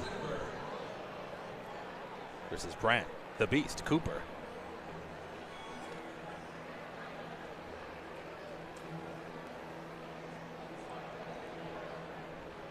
Looking forward to this one, champ. Both fighters coming off wins.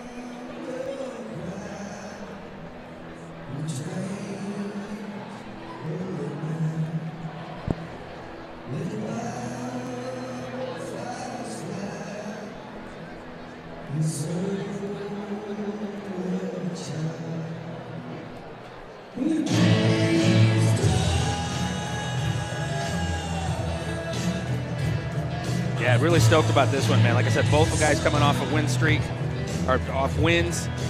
Brant the Beast Cooper coming off a 3-win streak. Brock Swinburne, former welterweight champion, dropping down to lightweight for this one.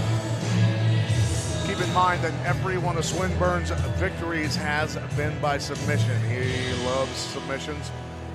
This corner man with a t-shirt that says kickboxer, but that's not what he's bringing tonight. He's looking for the subs. Last fight submission win over Dylan Real. He is no joke, ladies and gentlemen. So he will strike, though. Swinburne will strike as much as he needs to, as much as he feels he needs to get the fight to the ground and go for those submissions. The fights that he's lost, gotten in trouble with good strikers who could stop takedowns. When, of course, they're wanting to put their best foot forward. Talking to them yesterday, a lot of them were just saying they were comfortable with wherever it went, ground, on top. They said they were ready to go. That's why I asked the question: if your life depended on it in a street fight, one-on-one, what would you depend on, striking or grappling? And that tells me where their mind is. Yeah. And that's important. That's important. Brant the Beast Cooper coming in with a 9-6-0 record. Brock Swinburne 5-3-0. Both of these guys ready to get on the good foot and do the bad thing.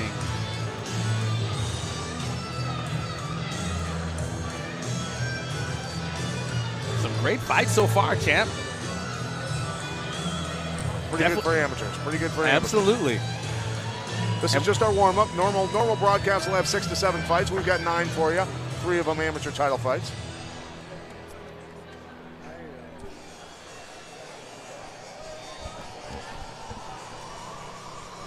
Yeah, this is the business here. Got Shoney Carter, Mr. International, coming up, giving some love here.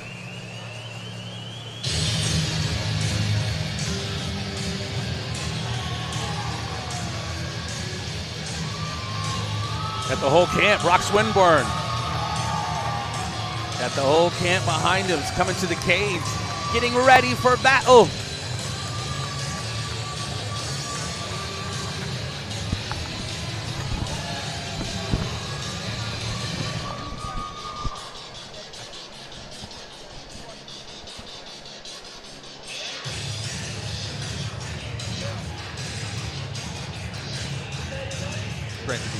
Correct.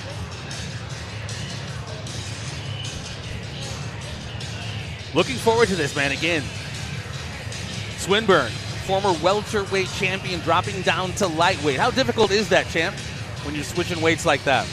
Well, it depends on if you have baby fat on you. If you got baby fat, it's easy. Right? Easy to get off.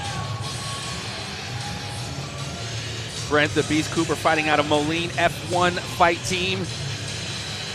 Swinburne out of Colorado, Elevation fight team. Now that does say something. If this fight goes the distance, we know the guy with the altitude training definitely has an advantage. It makes a difference, trust me. Ladies and gentlemen, our next bout of the evening is scheduled for 5 3-minute rounds for the Caged Aggression Amateur Lightweight Championship, powered by Balanced Chiropractic. Introducing first, fighting out of the red corner. He stands 5 feet 10 inches tall and weighed in at 159 pounds. He trains with Elevation Fight Team and is sponsored by Yabba Dabba's House of Glass, Riot Renovations, and Extreme Painting Plus. Joining us from Denver, Colorado, Brock Swinburne. And his opponent, fighting out of the blue corner. He stands 6 feet 1 inch tall and weighed in at 156 pounds. He trains at Marty's Martial Arts and is sponsored by Garden City Tattoo, Nano Hydrate, Bloom Hemp, Whiteout Promotions, Balanced Chiropractic, and Say Uncle Photography. Joining us from Moline, Illinois, Brant the Beast Cooper. During the introduction chant, Brant did not take his eyes off Swinburne. Very focused, laser focused. Bad intentions. Anytime somebody's got a cage tattooed on their chest, you gotta wonder, gotta worry. Well, later on, he can go into training dogs and just say that's a kennel. Nice transition. Beginning of round one, ladies and gentlemen, squaring off in the middle of the Caged Aggression MMA cage right here. Brock Swinburne versus Brant Cooper. Swinburne's got some quads, buddy. Yeah. Seemed like he could kind of kick through you. Both of these guys. Built like a fullback. Throwing out them leg kicks.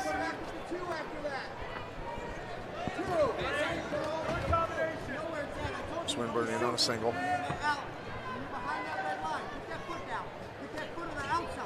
Back up against He's going to do a crotch lift. He's going to try and lift him. He's got to get the. Now he's trying for a double.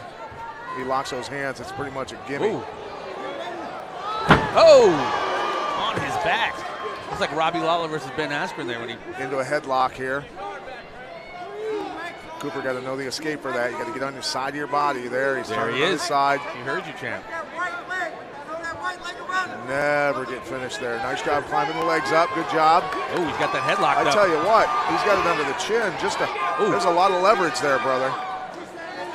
And he's got that foot underneath the knee there, behind the knee, to cinch that up. It's not a submission, but it's tight enough to make him let go. If he can peel him off. Definitely uncomfortable. Let's see Swinburne. Swinburne now in the 007 headlock, scissor lock. Got to get his head out, but that's tight, man. That's a skull crushing. Oh, there we go. Got his now head. He's going to hunt the. Now he's sliding the mount. Oh, there he goes. Nice job, Cooper, coming out the back door. Nice scramble by Cooper. Beautiful work. Got a body lock in here. Harmon guillotine potentially here by Swinburne. It's getting out though. Cooper, nice job with hand control.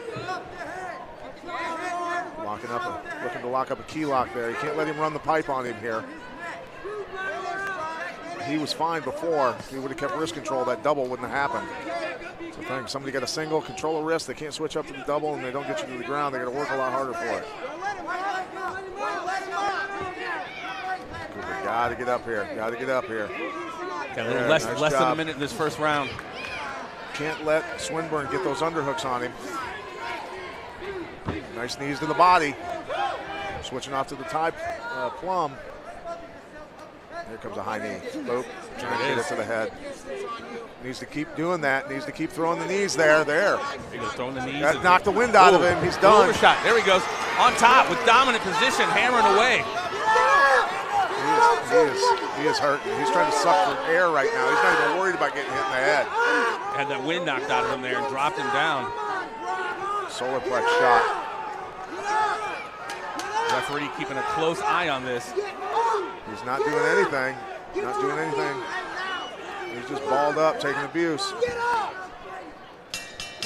There we go, into round one. He's saying it was in the groin. I want to see the replay from the Cooper production team here. Let's see this. I think it hit him in the body from what I could tell. The replay will tell us. Whatever it is, Cooper is definitely feeling the effects. Need to see the replay.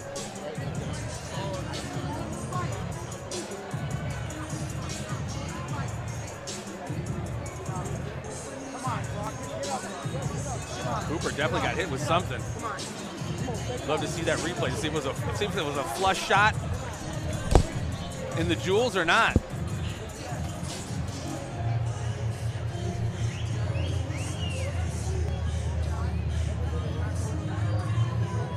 Good first round though. Swinburne with a dominant round on Cooper there. This is obviously after Cooper had been hit with whatever shot, whether it was below the belt or not. Swinburne with his back just dropping hammers on him. Here we go, the beginning of round two. Did not get that replay that we needed. Cooper definitely charged up now to start this second round. It's a 10-9 round for Cooper, potentially 10-8 because he dropped him with the knee shot to the body. Yeah. There you go, Swinburne with some nice leg kicks there. Cooper, I'm sorry. Tried the liver kick there. Oh, looking for knees to the body again. Hey, it paid off before. Needs to move his feet, get out of there. There, he's got to keep moving, got to keep moving. Got to get out of there. Knee to the body. Another knee to the body. Perfectly legal. Trying to half guard sweep series there. Didn't want to do that after he got hit. Cooper coming out strong in this second round. He is. He's putting it on him. A good way to equal out the endurance is knock the wind out of the Colorado guy, and his altitude training not going to pay off anymore. Make it a moot point, right? Right. Lock that diaphragm up. Doesn't matter how much altitude training you've done.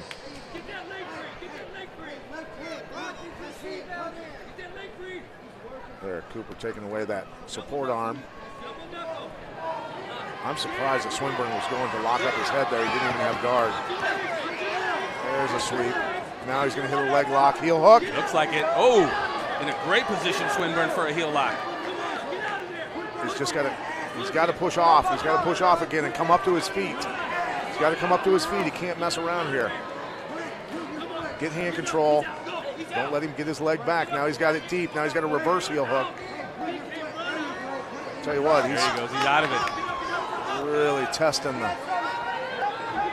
Swinburne, nice effort there. He's going for another leg lock.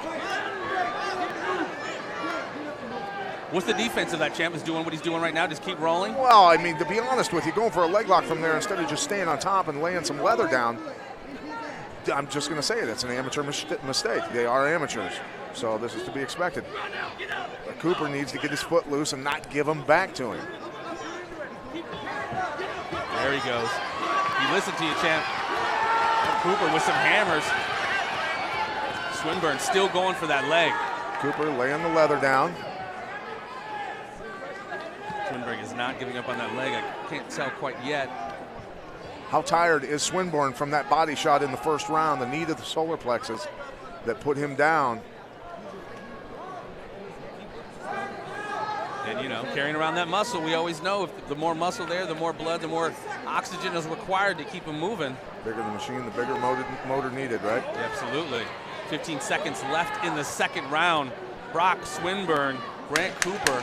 Cooper pulling this round out right now. I think definitely Cooper has made a good comeback here. Yeah, in the second round, without a doubt. He was not a fan of being hit in the jublets. Into the second round, ladies and gentlemen. Great round for Cooper. Nice job getting out of the leg locks. Without a doubt. There it is, the knee right there to the liver. That's what put him down. There's the knee to the body, another knee to the body.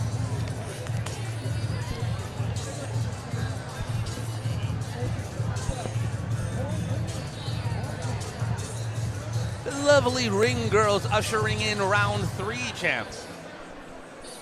Cooper laying down the leather. Here he is getting out of this heel hook. Man, he really went for that too. Just not securing position correctly. You got to create a lot of friction points on a leg lock, and he did not do that. So, well, and kudos to Cooper for rolling out and defending it. Right. Here we are, ladies and gentlemen, about ready to begin round 3. Brant the Beast Cooper, Brock Uguna Swinburne. Right here. Will the altitude training kick in?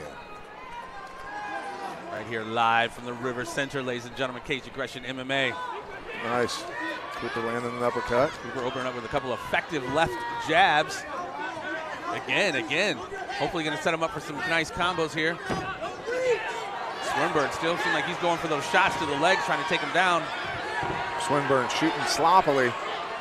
Getting caught. Cooper lighting him up. That jab is hitting him. Nice sprawl there by Cooper. Nice body shots. He's been punishing the body quite a bit on these. He has. Takedown defenses. Nice job taking the back.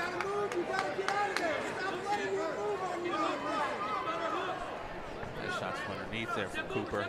Cooper out hustling him. Yes, sir. That may prove to be the deciding factor here, champ. Just he's locking this up. Does he have it?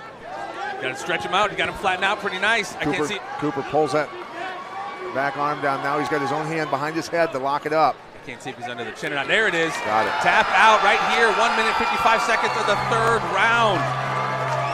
Brant the Beast Cooper with a wicked rear naked choke over Brock Uguna Swinburne. Really good performance. Yeah. Really good game. Really good game. Good fight, boys. There he is, landing those jabs. Really started out the round well. Defending takedowns here. After that rough start, man, Brant the Beast Cooper put on a very dominant performance. There's the finish. See his own glove behind his own head, using his own head for leverage. Long arms, you can pull that stuff off. There you go, Brant Cooper. Brock Swinburne showing some love. Both of these guys putting on an incredible show. Kudos to Brant Cooper. Very nice rear naked choke to end this fight in the third round. Another belt to be presented by the El Presidente of Caged Aggression MMA. Ladies and gentlemen, your referee Bruce Allen has called a stop to this contest at 1 minute, 5 seconds into round 3, declaring your winner by submission due to rear naked choke and new Caged Aggression Amateur Lightweight Champion, Brant the Beast Cooper. Very nice work, very good performance by Brant the Beast Cooper. Brock Swinburne hung in there, but Brant just proved to be a little too much for him this evening, champ. All right, ladies and gentlemen, I'm here with your new Caged Aggression Amateur Lightweight Champion, Brant the Beast Cooper. Brant, I know you've been waiting a long time to hear those words, buddy. Tell us how it feels right now. Feels great. The Beast is back, baby. That's what I came to do. It's my time. Hey, you guys exchanged a lot of big shots. Lots of submissions in there, lots of back and forth, man. Hey, walk us through that finish. You know what? I just stayed confident, stayed calm. I knew he was a strong dude. I just kept it cool. You know, it's what I do, man.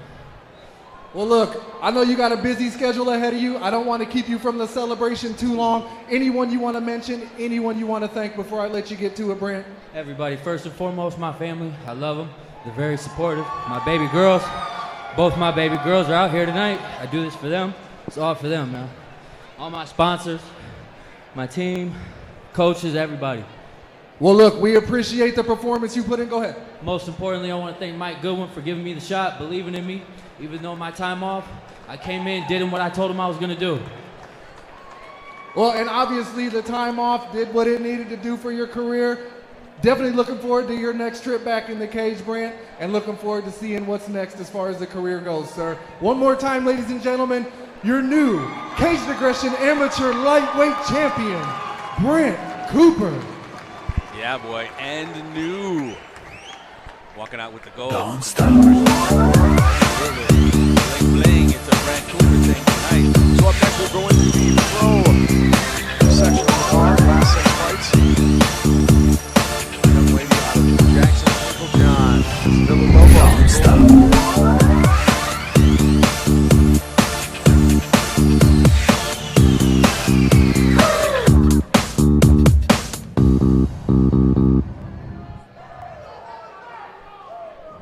We got the gals getting ready to step in. Claire Schneckloth. Sharon Schneckloth. Eileen Villalobos up next.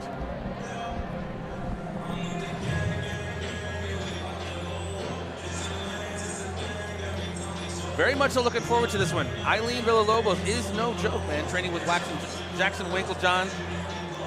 Been training jiu-jitsu since she was 12. She's a purple belt. Has the altitude also down there in Albuquerque, about 7,000 feet above altitude. And for those of you that have not been in altitude before, when you're breathing at altitude 7,000 feet, pretty tough. It's if breathing were eating, breathing at 7,000 foot altitude or higher is like eating uncooked white rice. And breathing here in Iowa at 700 feet altitude is like eating really moist chocolate cake. That's the best way I've ever been. Interesting analogy from the champ. That's the best way I can put it for the people that have never experienced altitude. It can be a very painful experience for you. You get dehydrated very fast. Your red blood cells, you make a lot more of them at altitude, so you're going to carry a lot more oxygen. That's just the way it is. And so she does have an advantage in terms of that. Yes. That's called legal blood doping. Yeah, exactly. Eileen Villalobos coming in with a 1-0-0 record. Like I said, training with Jackson Winklejohn, that's no joke, man. That's some top shelf training right there.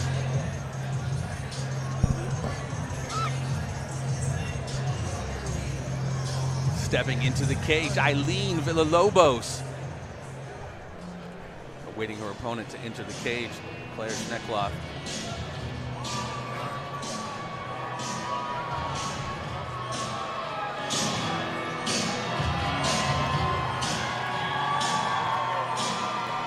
So very interesting getting to know this young lady in these last few days.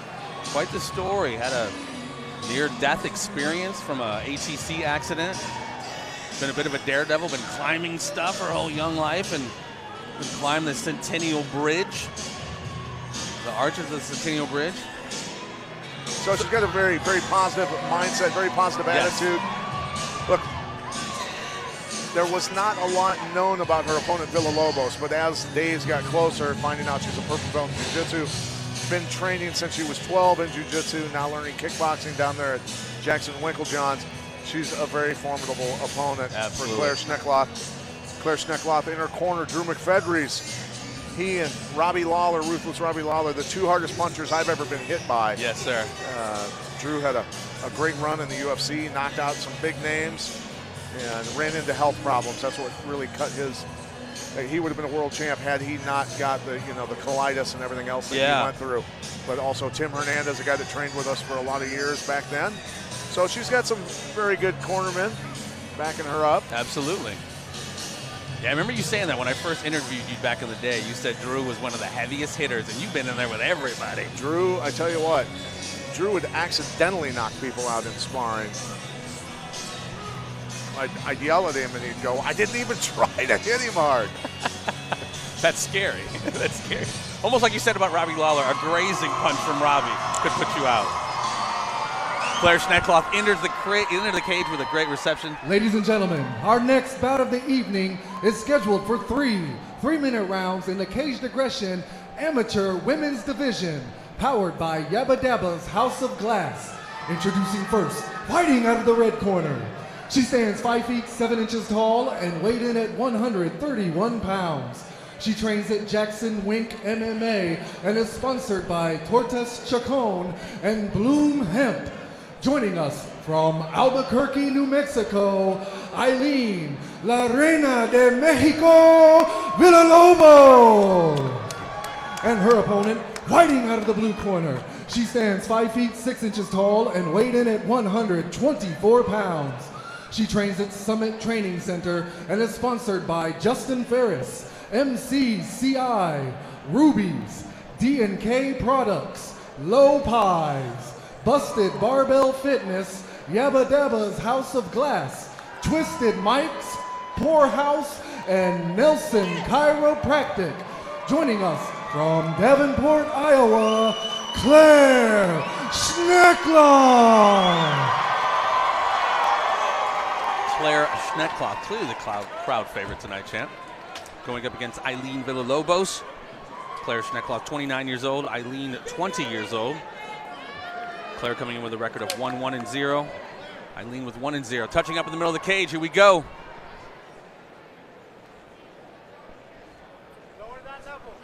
Got to watch out for the head kicks from Villalobos. His front kick there. Claire coming in strong. Got to be careful. Got to be careful. There's the kicks. Here she is. Claire's got to be careful. Don't want to have that reckless abandon going in with a striker like Eileen. She's tagging her. Rosengo is there too. Rosengo is there.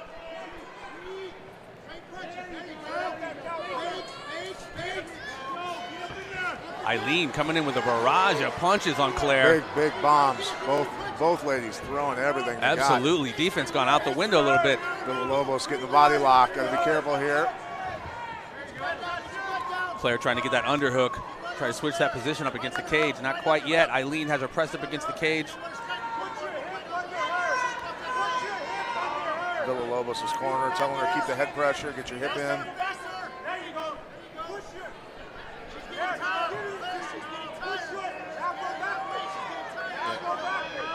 Trying to explain to her, look, if she steps behind you, bring her forward, twist her down to the ground. If she steps in front of you to keep her balanced, then tip her backwards, put pressure against the back of her leg, and take her backwards. Possible throw, but Eileen got her pressured up against the cage here. Not a lot going on right now. Now she's taking her. There it is. Oh, quick to her feet. Claire back to her feet. Try to front kick to the face. Eileen doing her best to try to keep her off balance with those front kicks so she could set up those 1-2s. Claire getting tagged there. She's got to move her head. Ooh, she's lighting her up with them hands, champ. Wow, flurry. She's not going to be able to take too many of those. Oh, there's the head big kick. shin to the face. Claire took it like a champ. She did. Goodness. She ate it. There's Made another one. Kick. Villalobos being ruthless. Thank you, man. May I have another, Claire is saying. And they're goodness. squaring off in the middle of the cage here. There is absolutely no punk in Claire Schneckloth. Just keep walking forward in the face of barrages of punches and kicks. Eileen pressuring her here. Claire's starting to feel him, champ. Yeah, Claire needs to. She needs to move. Cover up better and move, yeah. She's staying in the pocket, though. Villalobos is unreal, non-stop punching. Wow. Submission, standing submission. What do we call that, champ? Referee stoppage? That's a TKO. That's a TKO, referee stoppage. These ladies went at it. Wow. Incredible sportsmanship. I got to tell you, I don't know how many punches Villalobos threw in that round, but that was unprecedented and beautiful blending of the head kicks in there. Quite the volume, and Claire stayed right there in the pocket. She wasn't scared. She was not scared, champ. Nice job keeping her balance on this one. Right when they hit the ground, she came back up. She just needs to work on fundamentals. Fundamentals. That's really what it comes down to. Absolutely.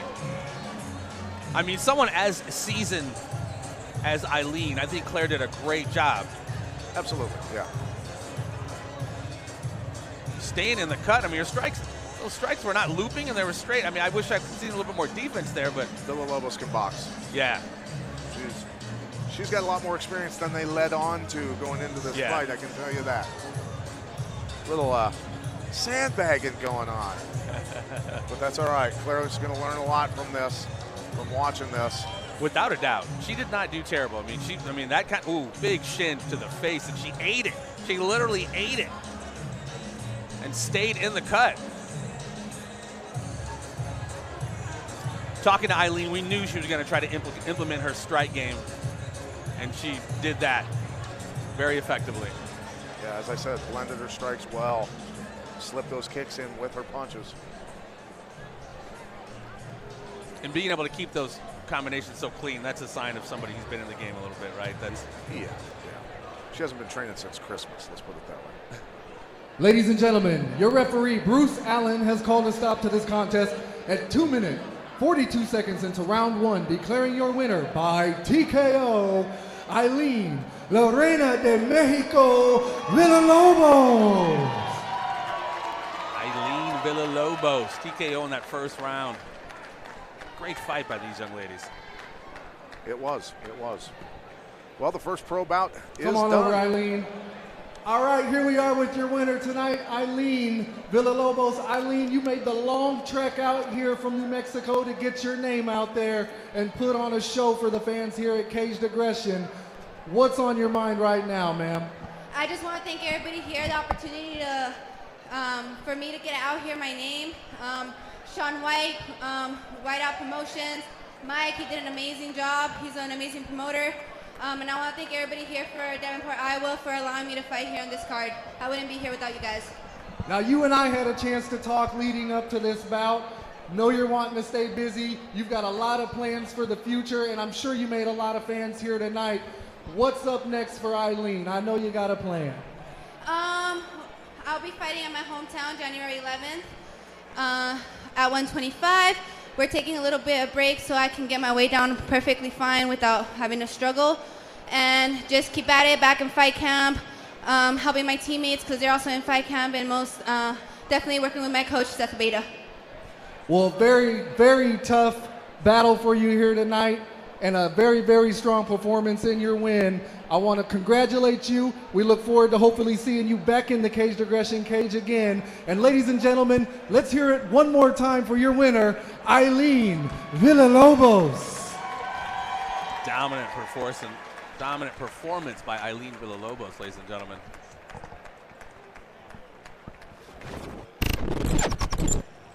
Most people say when you grow up, you gotta put away the toys.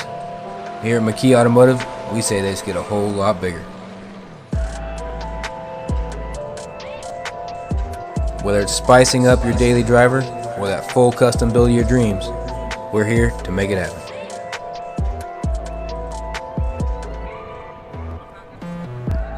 McKey Automotive, pursuing excellence with creative vision.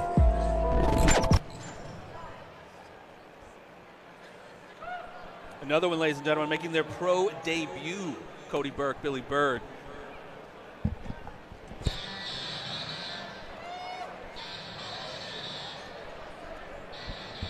Cody Burke, talking to him yesterday, an incredible, incredible year. Another trying year from this young man. Billy Byrd coming to the cage first.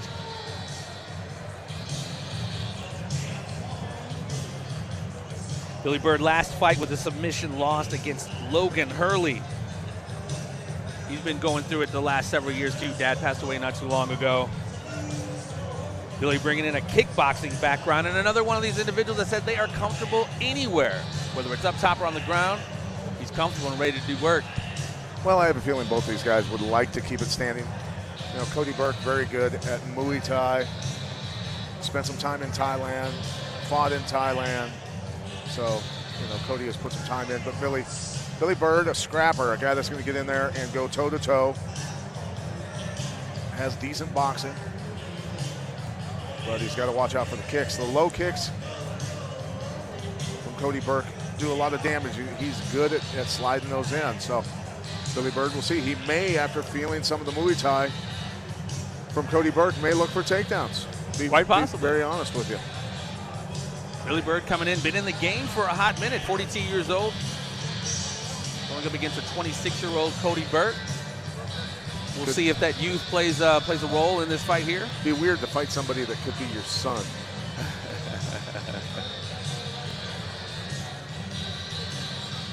I get so impressed by these kids anymore. You just never know. They're coming out of the freaking womb with a blue belt. You know, they're just they're knowing their jiu-jitsu and MMA, and it's a beautiful thing. Billy Byrd stepping into the cage, ready to face off against Cody Burke.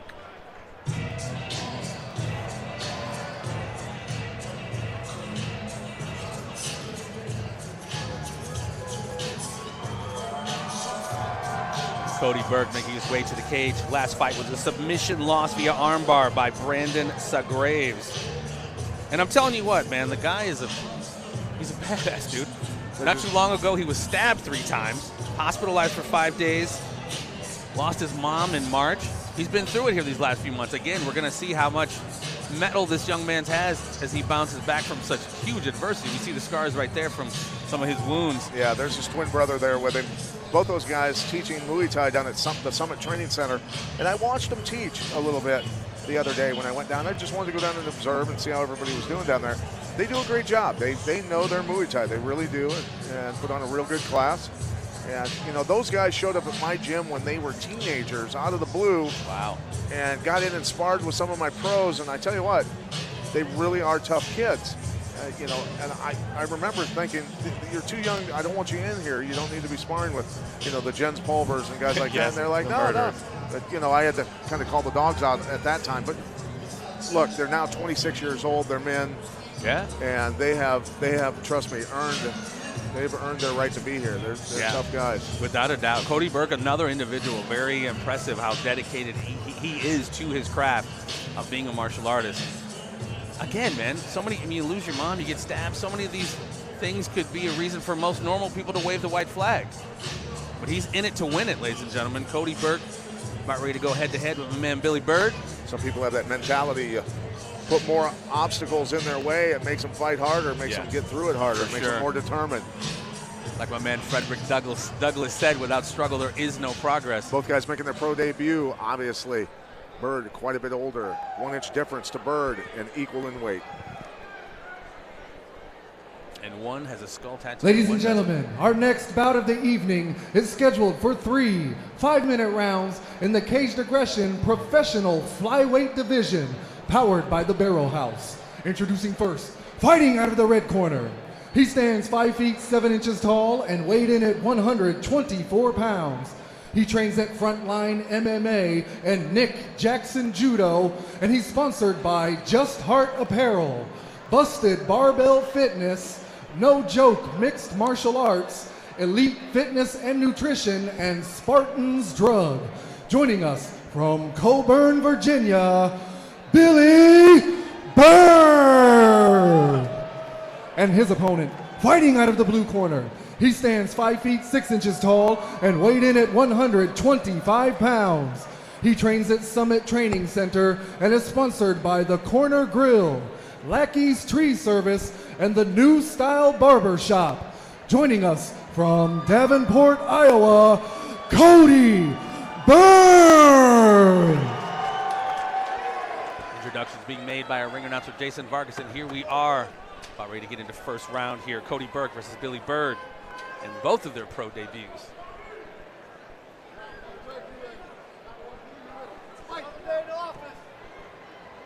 Another day at the office, his corner says here. Squaring off in the middle of the cage. Southpaw by Byrd, conventional by Cody Burke. Now he switches back up, Byrd does, to conventional. Cody opened up with some wicked leg kicks here. Whoa! Cody got clipped with something. Looked like maybe that right from... Walking the legs up high, looking for a high guard. Transfer, almost got that arm bar. Tried to pass that leg over the head, barely missed it. There it is, there it is. There's it. Locking it up. Whoa. Cody going for that armbar there. Nice sweep. Ooh, nice one. That is very nice. Very good technical grappling out of a Muay Thai guy. Yes, sir. On top, the mounted position over Billy Byrd. Dropping some bows, throwing some wicked bows from the top is Burke. Byrd receiving a couple new tattoos from Cody Burke off those elbows. Caged aggression tap. Burke with a dominant position on top here. Nice job. Crossing the legs. Coming back up, posturing up to land the shots. There he goes. Unloads. Unloads again with those elbows. No lacerations yet, but not yet, but they're coming. Give it time. Yes, sir. The wicked, wicked sharp elbows will open you up with the quickness. Cody Burke maintaining that dominant position. What happened? What happened? He gave up. I think he verbal submission possibly. Yeah, he just quit. Cody Burke letting the emotions fly again. Another young man who's had a very, very trying last few months. Yep. Brother coming in to console him. I do believe that was a verbal submission, champ. Byrd did not want any more of those elbows. Yeah, they were coming fast and furious. There's the Burke twins. The Burke boys. His brother consoling his, not sure, younger or older brother. They're twins. I know, but one came out first, by God. What if they can't? No, just stop. Give it some love, man. Give it some love right here.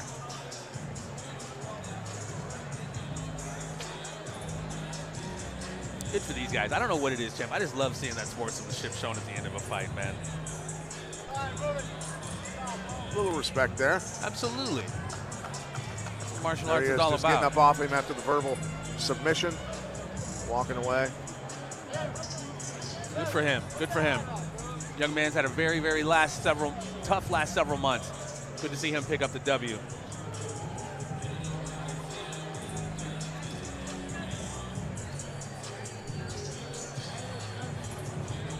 Not bad for just losing a parent and getting stabbed, almost dying. Both lungs collapsed. Yeah.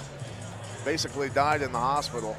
3 stab wounds brought him back. And 2 scars for 2 tubes that were put into his chest. Reinflate the lungs.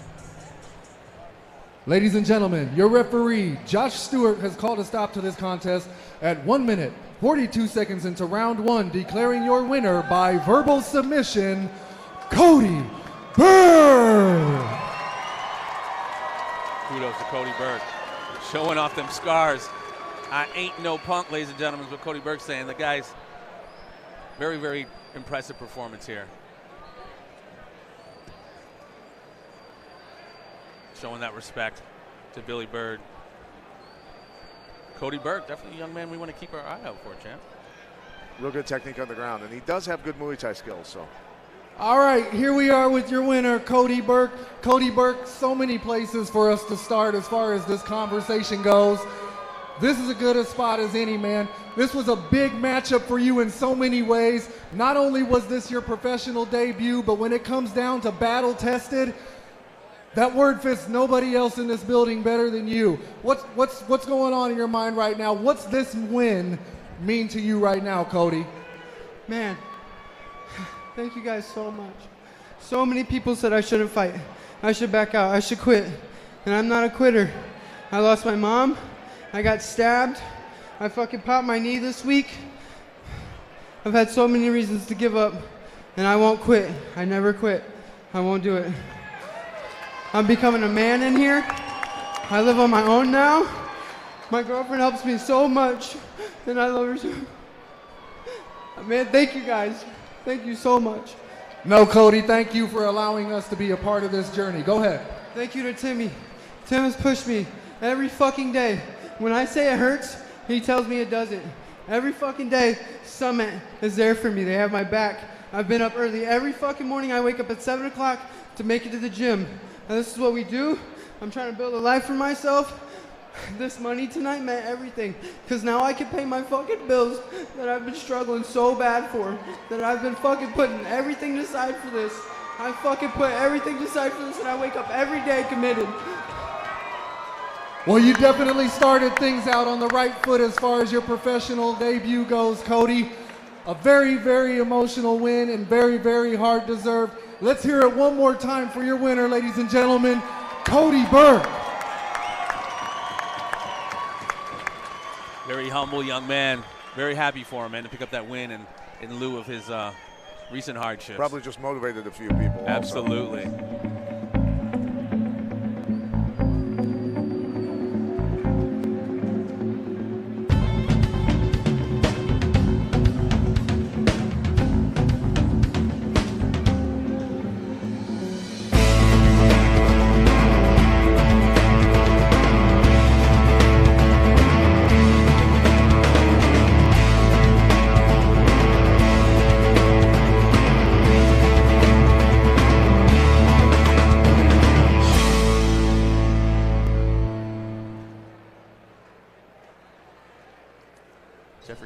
Kelly Jeffrey's beautiful mug there. Frank Young, Sean Johnson about ready to square up, ladies and gentlemen. This is one of these guys' last fight, is it not, champ? Frank Young has decided to hang it up after this fight. He's going to come out swinging. He said he's excited. And he has been around for a long time. He was, gosh, training in my gym many, many, many, many years ago. His father was a huge supporter of his. His father passed away about 4 years ago. He was a great guy. I got along with him great. We were good friends. And so Frank's real happy to be here and have his final go around tonight. Very cool. That I'm assuming his son or young family member coming out with him. Frank Young coming off a TKO loss to Jonas Flock. Obviously wants to redeem that tonight and get back in the win column for his final fight. Fighting out of Rock Island, Illinois in Nyquist Roundhouse Martial Arts. Kenny Nyquist, a guy that's been in martial arts for a lot of years in the Quad Cities also.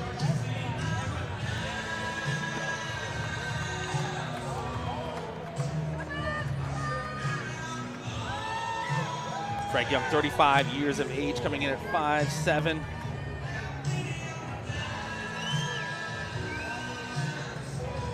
Got the crew with him for this final fight of his illustrious career. Frank Young, well, as you notice, he's got more tattoos than the Yakuza convention.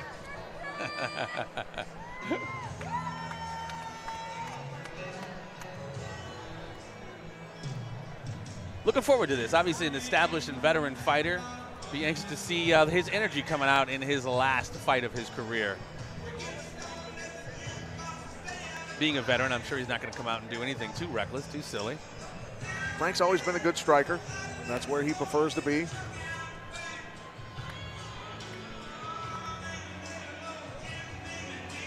Frank Young he's making his walk, about ready to step into the cage for his final bout of his mixed martial arts career.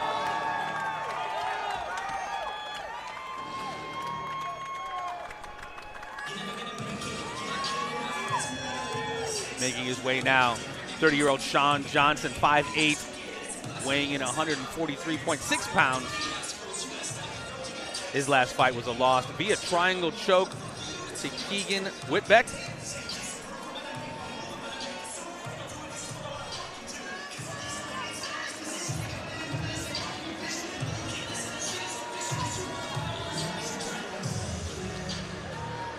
Fighting out of Aledo, Illinois. Sean Johnson. No relation to Sean Johnson, the Olympic gymnast. We never know. You never know. Johnson's not a very common name. Making his way to the cage with a very different, very much so contrasting the entourage that Frank Young came in. He's coming in solo. Lone wolf in it. See if Sean Johnson chooses to stay standing with Frank Young or take it to the ground. Be interesting to see what he decides on here. I can only imagine Frank Young, like I would assume all these fighters, but Frank's going to come out definitely with his best foot forward to put on the best performance. Frank, 5 years older, inch taller as Johnson, and the weight is equal. Ladies and gentlemen, our next bout of the evening is scheduled for 3 5-minute rounds in the Caged Aggression Professional Featherweight Division, powered by Affordable Auto Care. Introducing first, fighting out of the red corner. He stands 5 feet 7 inches tall and weighed in at 146 pounds. He trains at Nyquist Roundhouse Martial Arts and is sponsored by Balanced Chiropractic, Yabba Dabba's House of Glass, JL Hardscape, Bottoms Up on 7th, Say Uncle Photography, Kratom Corner, CI Signs, Bleeding Art Studio Tattoos by Frank, and Ledbetter Trucking and Excavation. Joining us from Rock Island, Illinois, Frank the Enforcer Young! And his opponent, fighting out of the blue corner. He stands 5 feet 8 inches tall and weighed in at 144 pounds. Joining us from Galesburg, Illinois, Sean Johnson. Sean Johnson, Frank Young about to square off. Sean Johnson, again, laser focused, not taking his eyes off of Frank Young during that introduction. About ready to get on the good foot and do the bad thing, ladies and gentlemen. First round opens up. Touches gloves in the middle of the cage. And here we go. Young opens up with an inside leg kick. Outside leg kick. Sean Johnson responds in kind. Nice Whoa! Right hand. Caught him, champ, with that right hand, dropped him. Unloads, it's over. Cancel Christmas, it is over. Frank Young making quick work of Sean Johnson. Did you see that? Holy moly. Grand opening, grand closing. Frank Young giving the business to Sean Johnson. Beautiful job throwing that inside kick followed by the right hand. Set that up, Johnson. Yes, set and that then followed up. up with heavy leather on the ground. Frank celebrating quick. Wanted to get out of there. That's how you go out, champ. That's how you go out. Yes, it is. Yes, it is. Making quick work of the younger Sean Johnson. Frank Young feeling himself, boy. Nice job, There he is. Papa. Putting the finishing touches on the ground. Johnson was out. He was definitely out. Out before he hit the ground. Young put the exclamation point on it with some hammers after he hit the ground, too.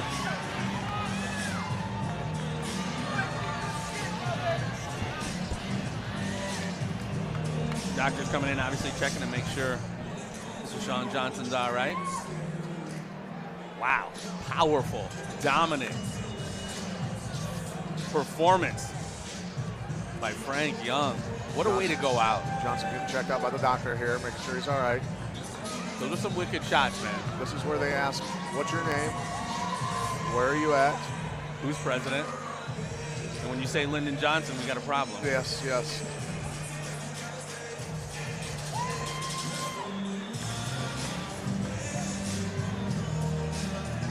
Wow, that was impressive. That was impressive. Yeah, that was a smoking right hand that put Yes. him down. We're not getting that replay, unfortunately, but there's the finishing touches.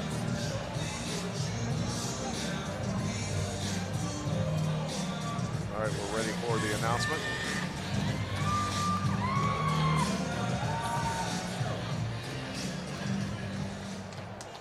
Ladies and gentlemen, your referee, Matt White, has called a stop to this contest in 17 seconds into round one, declaring your winner by knockout, Frank the Enforcer Young. 17 seconds into the first round, Frank Young stepping away from his mixed martial arts career with a dominant performance. Frank Young, what a show you put on for us here tonight. And there was one promise you made everybody before you stepped foot in the cage tonight. What was that, sir? Somebody going to sleep. Indeed, indeed. Look, I'll tell you what, I've seen a lot of people in this cage. I don't think one person seems like they have as much fun as you do inside this cage. Talk about what this means, this win means as far as your career goes, Frank. I mean, a lot of people already know this was going to be the last fight. Wanted to come out here, win, lose, or draw. This was it. I promised my kids I was done. I put a lot of work into it, been traveling, been training, everything I could. I spared no expense. I just came out here and did what I could. So is it official? Will this be the last time we see Frank in the cage? This is it. This is it. It's been a long road. Had a lot of fun, met a lot of people. It's been an awesome time, and I'm happy I got to do it at home in front of everybody I know. I'll tell you what, from what I know about you, Frank, and from the sounds of everybody else in this building, you've got a lot of options and a lot of doors to open in front of you. Sky's the limit as far as this one's concerned, sir. We've appreciated the time you've shared with us in the cage. I don't know if there's anything left that you want to say before I let you go. I just need to thank all my sponsors, Yabba Dabba's House of Glass, JL Hardscape, Ledbetter Trucking Excavation, Bottoms Up on 7th. That's where my after party is going to be. If you guys want to come have a drink with me, be in 7th Street in Moline. All my other sponsors, I'm sure I'm forgetting some. Balance Chiropractic, Say Uncle Photography is awesome. They did me a dope banner. Your podcast is pretty awesome. We'll give this guy a shout out too. Most importantly, Mr. Goodwin here. Without him, none of this is possible at all. You're right, you're right. Ladies and gentlemen, let's hear it for the last time in the camera cage. Your winner by knockout, Frank the Enforcer Young. Frank Young going out with a win, delivering the super Ambien to Shawn Johnson.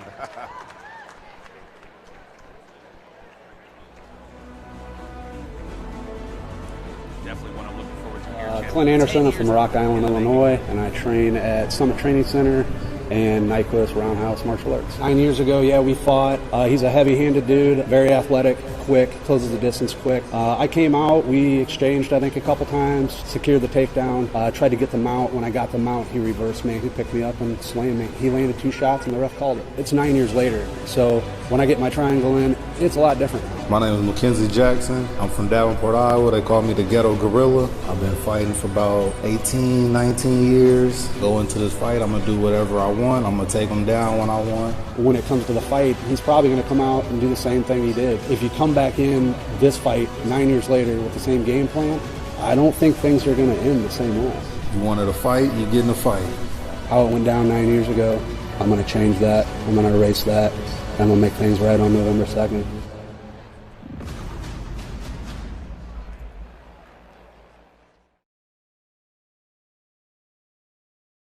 The making, Clint Anderson going up again against McKenzie, the Ghetto Gorilla Jackson. That first one, McKenzie coming out like a firestorm, stopping Clint in that first round. A little bit of motivation for Clint Anderson coming out, obviously. Yes. Wants to get payback. That's a nice motivator to get you back in the cage after for sure losing to somebody. A lot of growth and development's happened with Clint Anderson over these last 10 years, talking to him, training with you, champ. Last fight was a decision loss, unfortunately, against Mike DeMakis. He's fighting out of Rock Island, Illinois. This guy's ridiculous, man. All 11 wins that he has put up are first-round submissions. Clint's no joke. I'll be anxious to see how much he's grown since that first encounter. You know, and Clint has the reach. He's got good coordination. He's got good technique standing up, but he's just found that propensity to go to the ground and get those submissions. It clicks in his brain. It just does. And so that's where he'd ideally probably like to get this fight tonight. Yeah. Get it to the ground and see if he can get McKenzie Jackson to go to sleep for him or catch him in a submission on the arm. With all 11 wins coming in that first round submission, boy, if it ain't broke, don't break it. I think you're right, champ. I think he's going to definitely go for a submission. But again, Clint was one of them other cats, like, you know, wherever it goes, I'm comfortable. Eldred Nunn there with the long hair behind him. A guy that suffered a stroke, I think probably a year ago, and has completely changed his life. Eating the plant-based diet, has dropped a ton of weight and feeling great and getting back in shape. Good for him surviving that. Absolutely. Let food be thy medicine and medicine be thy food. That's all it takes generally. Absolutely. And a stroke to scare the crap out of you to make you start eating, right? Right.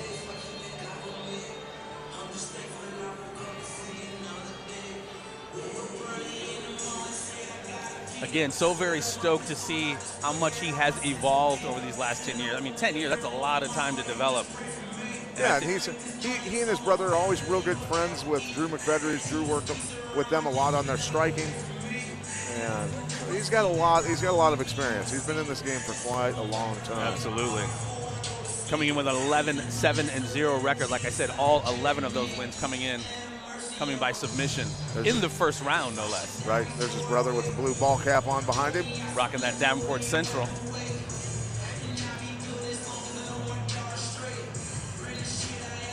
Sitting down talking to him too, champ, he was very focused. You could tell he was very focused on redeeming that loss.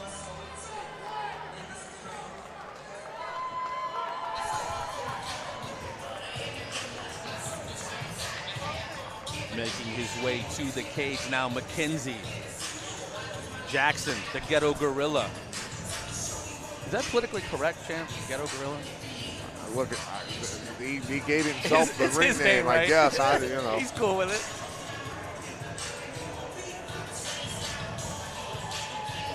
I just don't want the SJWs outside the venue tonight.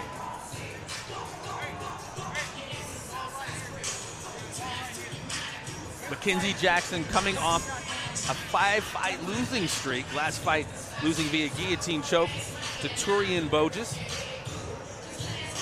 Definitely an athlete, though, McKenzie Jackson, with a track football. I think McKenzie's looking for his walkout anyway tells me he's looking for a chance to break into the rap circles. MC such and such.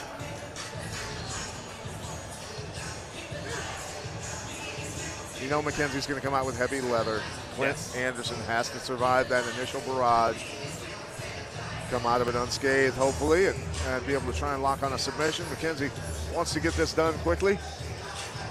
Made that very clear. Like I said, both fighters saying they are comfortable wherever it goes. Only time will tell that.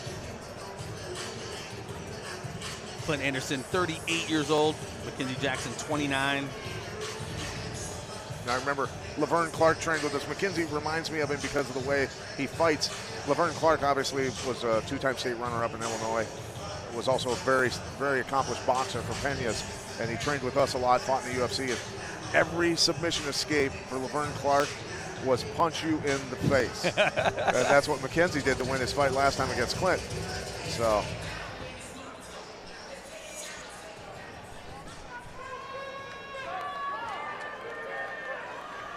Yeah, be on the lookout for that initial firestorm coming from Mackenzie Jackson.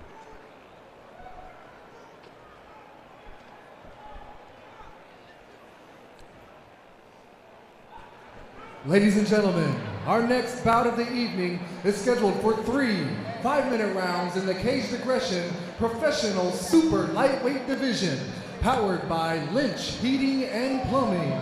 Introducing first, fighting out of the red corner. He stands 6 feet tall and weighed in at 168 pounds. He trains at the Summit Training Center, joining us from Rock Island, Illinois, Clint, the antagonist, Anderson. And his opponent, fighting out of the blue corner. He stands 5 feet 8 inches tall and weighed in at 166 pounds. He trains at the Midwest Martial Arts Group, joining us from Davenport, Iowa, McKenzie, the Ghetto Gorilla Jackson. I have to say, Clint's looking rather chill, pretty relaxed. Here we go, ladies and gentlemen, about ready to start round 1 in this fight, 10 years in the making. McKenzie, the Ghetto Gorilla Jackson, against Clint Anderson. Referee about to call a start to the action. Here we go. Touching up in the middle of the ring. Swinging. Yeah, he's coming out strong. Clint with that initial jab.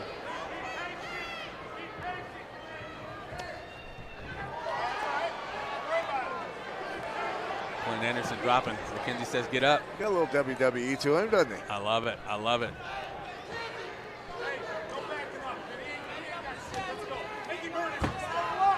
With that low kick to the leg. McKenzie being a little too showboatish. We'll see how this goes. Tell you what, grab that kick and dumped him pretty easily.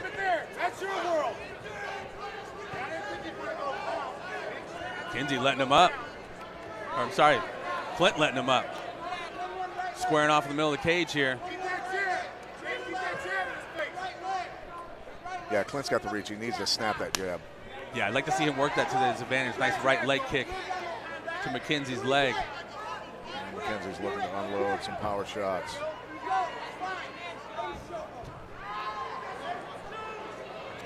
We'll see how that goes on, man. That showboat can get you hard head, make a soft butt. My daddy always said. Nice left jab there quick left jab from McKenzie. Quick 1-2 right there from Clint. The head kicks are there. You got to throw a couple punches though. Oh, liver shot, another body shot out of McKenzie.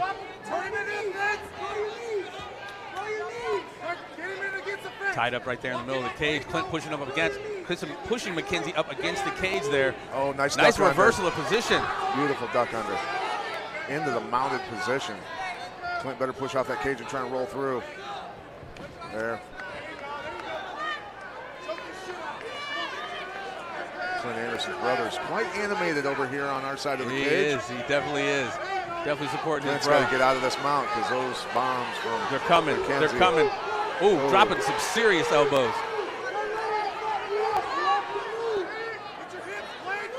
McKenzie with a dominant position on Clint Anderson right here. Dropping some elbows. Trying to choke him with the forearm a little bit. Schoolboy press. You could definitely tell McKenzie's got some strength. He's a strong kid. Definitely. Clint got to hit an elbow escape. Something. McKenzie looked like he's putting an arm bar on. Yeah, I was about to say, look like he's setting that leg up to move around to get the... Clint trying to get the legs up in front of him to tip him off.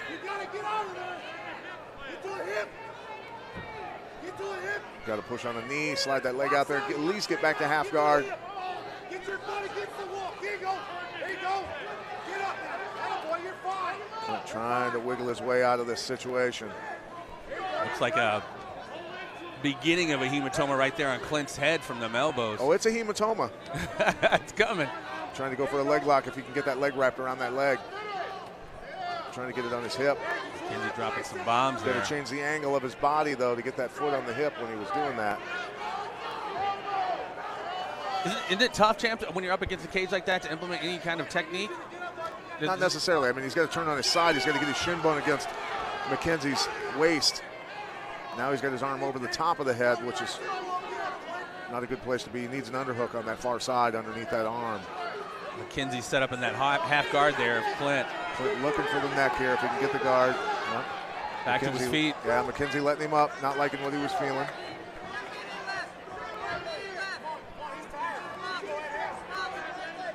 Yeah, how much of his wad has he blown here in this first round, coming out in such a firestorm? Talking about McKenzie. Nice leg kick there by Anderson. Yep, switched up on him. Tells you the kick hurt. Another inside leg kick there.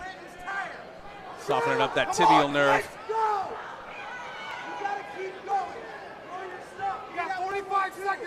Yeah, Clint needs to start pouring it on here. Got about 30 seconds left here in this first round. McKenzie, the ghetto, Gorilla Jackson against Clint Anderson. Both guys landing hooks. Another inside leg kick from Anderson. I'd like to see those leg kicks set up some combinations by Anderson. Well, Anderson needs to let the hands go, then try and sneak a head kick in. He's got the reach, right? He's got the long legs. Covered the gap. Uh-oh. Vicious slam in the middle of the cage there from Jackson onto Anderson. Anderson got to get back to guard here. 10 seconds left in the round.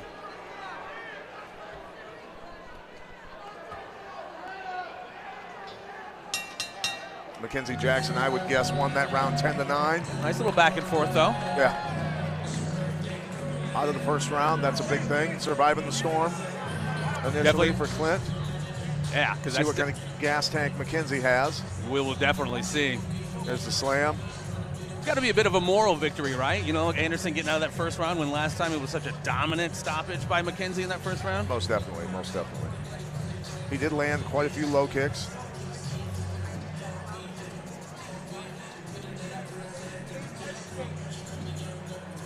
Definitely had a lot of success on top.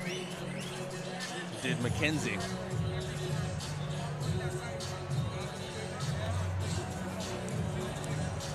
There's more of those low kicks. Clint needs to set those up, though, more with his hands. Got to throw the hands and then the kicks. Yeah. I mean, he's got the reach on him. Vicious, vicious slam right there. McKenzie again.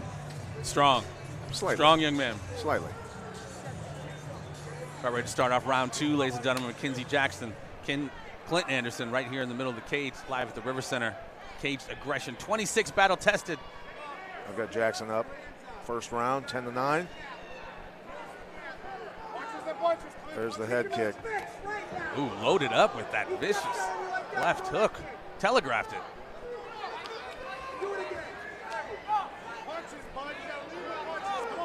Yep, his brother's telling him, got to lead with punches before those kicks. McKenzie Jackson in that southpaw stance. The head kick is open from the rear leg. Just throw it. Knee almost caught him in the face coming in. Nice midsection body shot from McKenzie.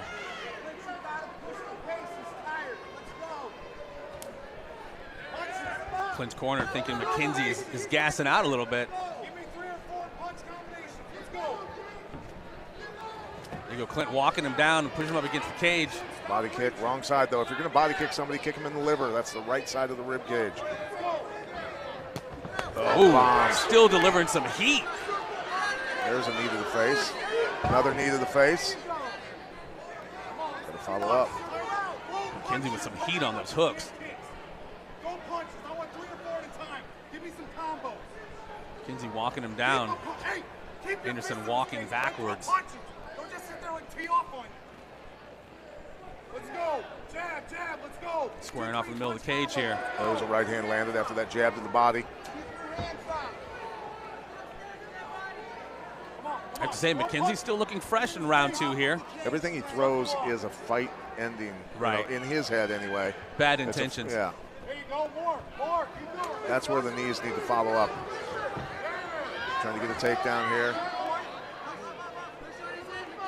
Looks like McKenzie defended it pretty well. Well, no, This is where Clint needs to get to work. Scooping up them double legs. McKenzie. See what McKenzie does here.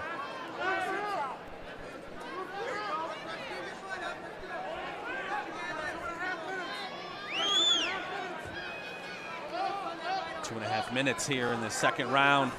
Quick little inside elbow there by McKenzie.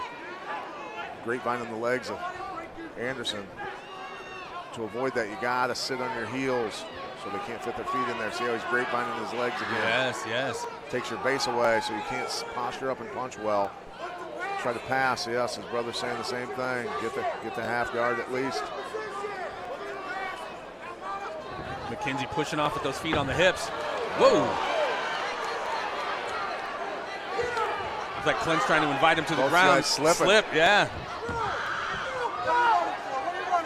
Little scramble there. Back to their feet right there in the center of the cage. Aggression MMA cage.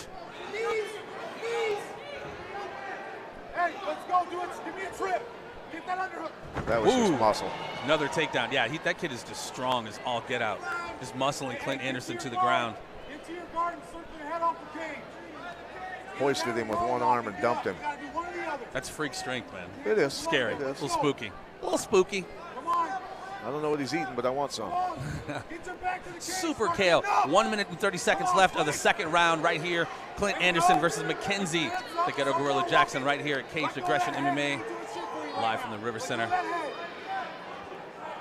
Calling on the action. This round's been a little more back and forth. Hey, I either need you to get your hips out and your back against the wall or give me full guard. One or the other. Clint, come on.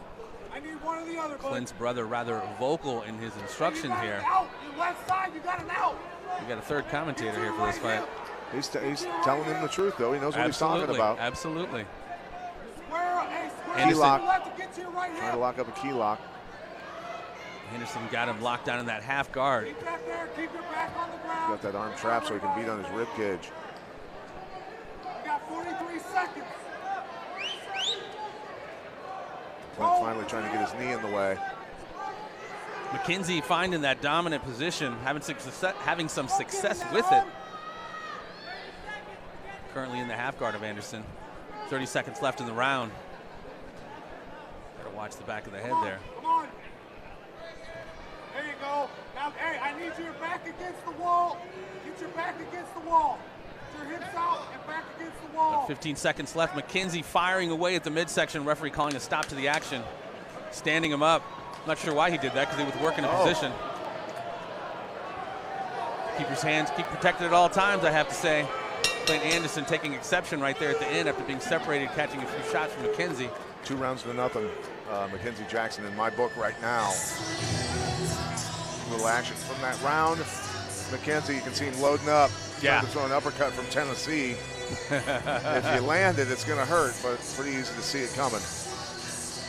Well, I have to say, I mean, it looks like from my vantage point, it looks like McKenzie expending a lot of energy while not inflicting too incredibly much damage on Anderson. Minus the hematoma on the head of Clint Anderson. From those elbows in that first round, absolutely. There's a body shot there. You know, McKenzie's just not setting anything up. He throws lefts and rights bombs, but he's, you know, the guy's such a good athlete and he's so ungodly strong that he's getting by with a lot of stuff that's technically not solid. Sure. You know, but Clint's got to take advantage of, you know, setting up kicks, kicking to the head after you throw the combo. McKenzie trying to load up with that uppercut from the south pole there. Telegraph that bad boy.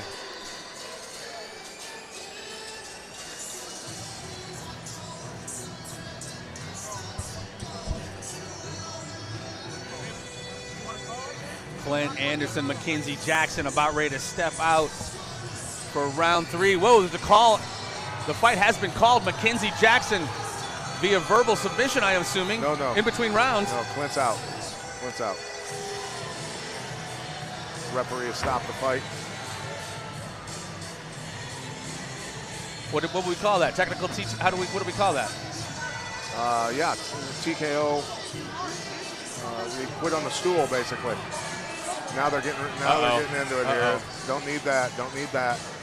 We're trying to keep it sophisticated here, folks, at Caged Aggression MMA. Not sure what's going on with Clint.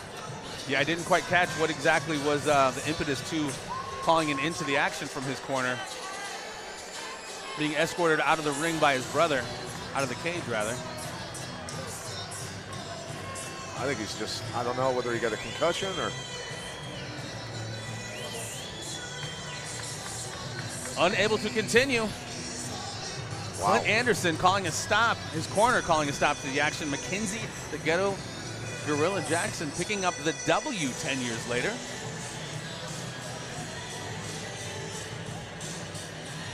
Decent performance, like you said, the kid's got strength. Not technically sound, but still, like you said, what he was working with was working for him. Yes. I imagine if he, keeps going in his professional career, that's, like you said, not going to work. No. As you get up stacked against tougher opponents. Right.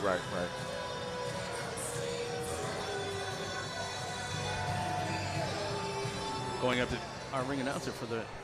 Ladies and gentlemen, your referee, Bruce Allen, has called a stop to this contest between rounds, declaring your winner by verbal submission, McKenzie, the Ghetto Gorilla Jackson. McKenzie Jackson picking up the W from Clint Anderson. All right, here we are with your winner for tonight, McKenzie Jackson. McKenzie, this rematch was a long time in the coming, sir. How's it feel now getting the win in this one? Hey, the better man won. Now, how much of a shock was it to you, when he didn't come off the stool there in between rounds? Man, it surprised the hell out of me, man. I was hoping he'd finish out the fight, but hey, I'll take that win. All right, so coming in here, getting a win here tonight during your Caged Aggression debut, what's up next for McKenzie Jackson aside from the celebration this evening? And I just want to put on a great show for my grandma, rest in peace. Hey, everybody that came out supported me, everybody that don't support me, oh well, I won. Ladies and gentlemen, let's hear it one more time for your winner, McKenzie, the Ghetto Gorilla Jackson. Very pragmatic thought process. Love for the people who supported him, and to hell with you those who didn't. My name is Dominic Martin. I'm from Northeast Ohio. I'm fighting out of Nashville, MMA, Nashville, Tennessee. One thing I can guarantee is I'm a very violent man when it comes to that cage. I'll be stepping in the cage against Sam Iguchi. Sam's said to have a pretty wicked jiu-jitsu game. At his last fight, he finished a Kimura. It took him nearly 5 minutes to do it. My last fight, I finished an omoplata in under a minute. My name is Sam, the Iron Man Iguchi. I train in Princeton, Illinois at Combat Dough under Master Bob Sherman. And in Peru, Illinois at Rodriguez BJJ under Daniel Rodriguez. I trained a variety of martial arts my whole life. My last fight was my pro debut. It was an easy win. That's why I'm here now, ready to go 2-0. 2 easy wins. He's far too new to the game and too young. I was the reigning, defending Cage Aggression Amateur Champion at 145 for a long time. I look to continue that reign as I step into Cage Aggression as a professional. I'm very surprised he accepted me as his pro debut. You have no idea who you're stepping in there with. I'm going to make your wife beg you to stop fighting. He stands no chance against my ground game of what I've learned. Sam, your name was called. Unfortunately for you, so was mine. It's his pro debut and his pro record that will suffer, not mine. You stand no chance. You signed your name on that contract. That means we're going to war. And I don't plan on losing this war.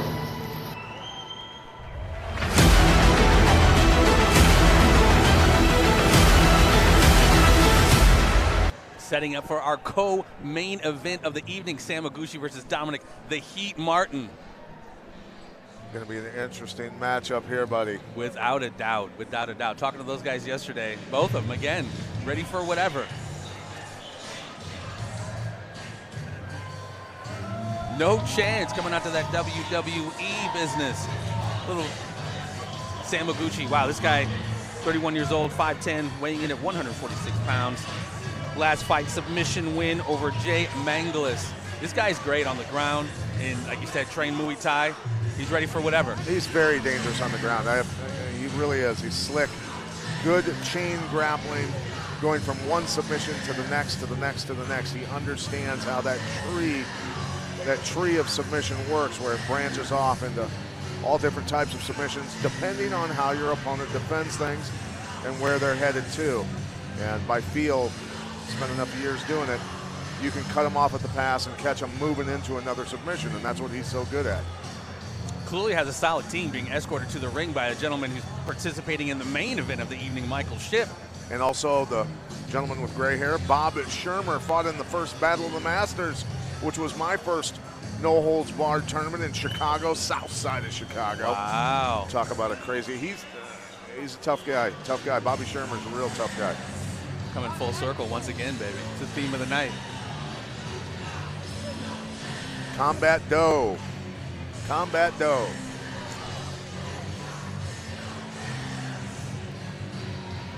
No chance in hell. Bob Shermer has a book out on submissions from Combat Doe, actually. You can find it online. Look for Bob Shermer, Combat Doe, submission grappling. Nice. Stepping into the cage, Sam Iguchi for this co-main event of the evening. On his way to the cage. Now Dominic the Heat Martin, 23 years old, 5'8", weighing in 146 pounds. Last fight, a submission win over Jason Hanman. You know what? This guy, in 2017 as an amateur, fought 4 fights in 4 states in 3 weeks. He's a go-getter. Go-getter, buddy. He is a go-getter. Got that wrestling mentality. Yes, sir. Grinder. Can't stop, won't stop.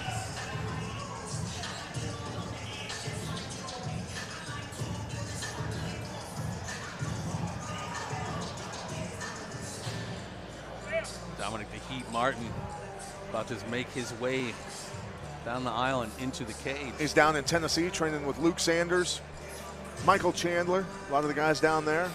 Michael Chandler, no joke. Yeah. St. Louis kid, isn't he? Michael Chandler, St. Louis kid. Well, Michael Chandler wrestled for the University of Missouri, was Yeah, an All-American wrestler there. Very, very good wrestler. And so, you know, Dominic Martin has got some cream of the crop training partners. Let's put it that Absolutely. way. How can you be great unless you study greatness, ladies and gentlemen? Dominic Martin stepping into the cage with his entourage. Plenty in following there. Got their boys back. Dominic the Heat Martin getting ready to step into the cage, facing off against Sam Iguchi right here for this co-main event. Everything. This is.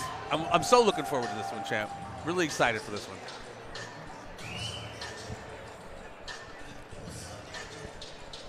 See who can control the striking. And look, who wants to take it to the ground? I have a feeling that Iguchi would love to be on the ground, as I said before in the open. Yeah. Martin got to tread lightly when he goes there. Got to land in positions, half guard and cross sides, off of a takedown, so you're not dealing with the guard of a really, really tricky grappler.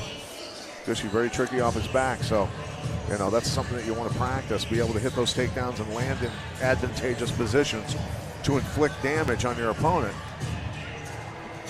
Yeah, you definitely got to have some strategery stepping into the cage with somebody like Sam Iguchi. Dominic the Heat Martin getting ready to step into the cage, Aggression MMA cage for this co-main event. Live from the RiverCenter. Calling the action with my boy, UFC Hall of Famer Pat Milicic. Looking forward to this one.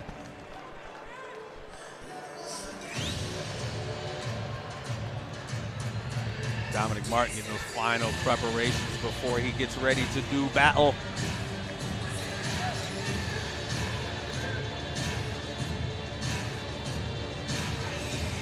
State of Iowa Athletic Commission running a very clean event here tonight, doing a great job. Joe Walsh, not the musical Joe Walsh, but Joe Walsh is the head of the commission. Yes. I think he's on his way out though, wants to retire, spend time with his wife, and understandable. He's been dedicated to what he's been doing here in the state of Iowa for a long time. Absolutely, family first, baby. Dominic Martin stepping into the cage. Getting ready to square off against Sam Iguchi in our co-main event, ladies and gentlemen.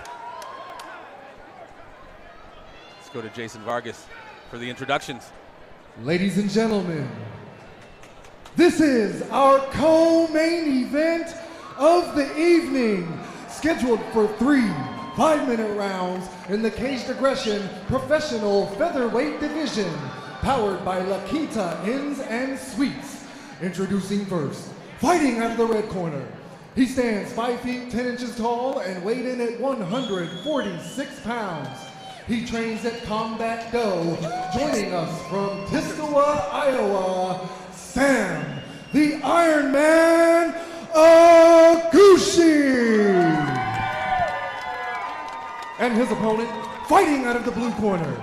He stands 5 feet 7 inches tall and weighed in at 147 pounds. He trains at Nashville MMA and is sponsored by Vent Pro, Always Plumbing, R&R Gutters, Midwest Motorsports, Jesse Bowman Enterprise, Gardner Graphics, Leisure Time Billiards and Juniors Sports Bar. Joining us from Nashville, Tennessee, the Heat, Dominic Martin.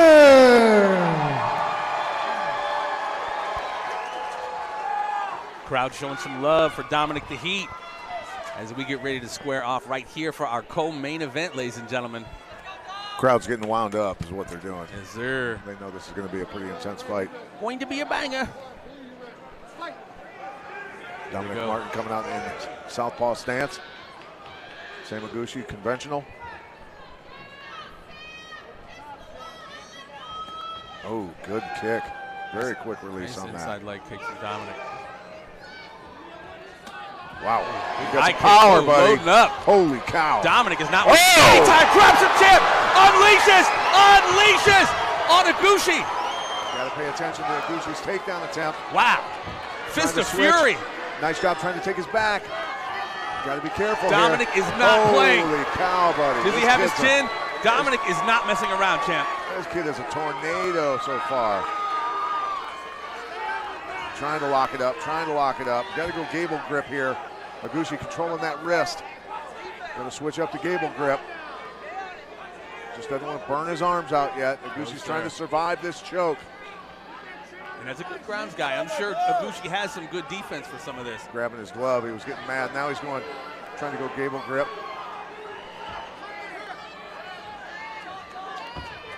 Dominic switching Arm position. triangle right Arm away. Triangle. Wow, Right got it. into it. It's a wrap, champ. It's a matter of seconds. He's got to get out to the side a little bit more here. He's got to get out to the side. You can see Sam hooking the leg so that they're parallel. Got to dig his head underneath. You got to move out to the side more. Tell you what, he's trying to put the muscle down on him here. You got to move clockwise, doesn't he? He's got to move out to the left, yeah. Look at him, he just muscled him back over with that whizzer. Oh, takedown now. Does he have it? No, he hopped across the body. Slick. Nice underhook to get out. Got to watch his neck now. Oh, he's locking it up. Locking up a Darce. He's got that in there, champ. Yeah, it's tight. That's tight. That was a really nice. Looks like he let it go. Good recovery. Got to get his head out of there. He's got a near cradle. Trying to sweep him. Now a key lock. I tell you what, they're going from submission to submission. Yeah, beautiful This is some transition. sick grappling. Oh, he's fighting this. Got to watch his arm here. Got to pay attention. Get his weight back into the equation. You got to get your weight back over that arm. You got to watch that left arm too. Oh man! Wow. Told you, Sam Iguchi's no joke on the ground. We're only halfway through this round, and there's already been a lifetime of fighting gone in 2.5 minutes. Right. This is sick. Now Dominic Martin got to get out of this mount.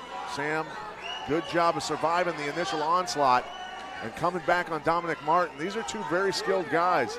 Clearly, Very impressed with both of these guys. Armbar coming. Going for that armbar. Hey, I can't believe it. Dominic got to get up there. He had a chance to get up. Now the triangle coming. There's the triangle. You got it locked in. Sam Iguchi's locked them legs in. Boy, buddy, what a tough position to be in right now. Dominic got to turn over somehow, some way. He's got to get that right arm across his body, doesn't Sam, to get that? Well, referee stoppage from elbows. Sam Iguchi on top, delivering elbows. Referee calling a stop to the action. Your winner of the co-main. Cut him open with that elbow. With a backflip. Looked like. I don't know. Let's see if there's a cutter. If that's Sam Iguchi with the win. I tell you what, though, that was a hell of a fight. Both guys I'm impressed with.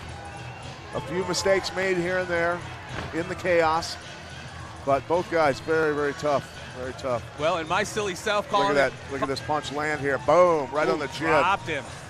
Going for the kill right away. Came in with the fury. Woo! Dropping the carpet bombs of the big suit bones. A lot of action. Absolutely. Dominic taking his back, going for that choke. Then Sam ended up here. Mounted triangle, then the elbows to the head. Whoa. Basically, I think the ref was stepping in saying, well, he's in such a compromised position that he's just going to take a lot of damage. So yeah, those elbows were coming. Dominic Martin should not be ashamed of himself at all, though. No, that was an incredible performance. So Bob Shermer's Sam Iguchi wins this fight with a tornado, 2 tornadoes going at it.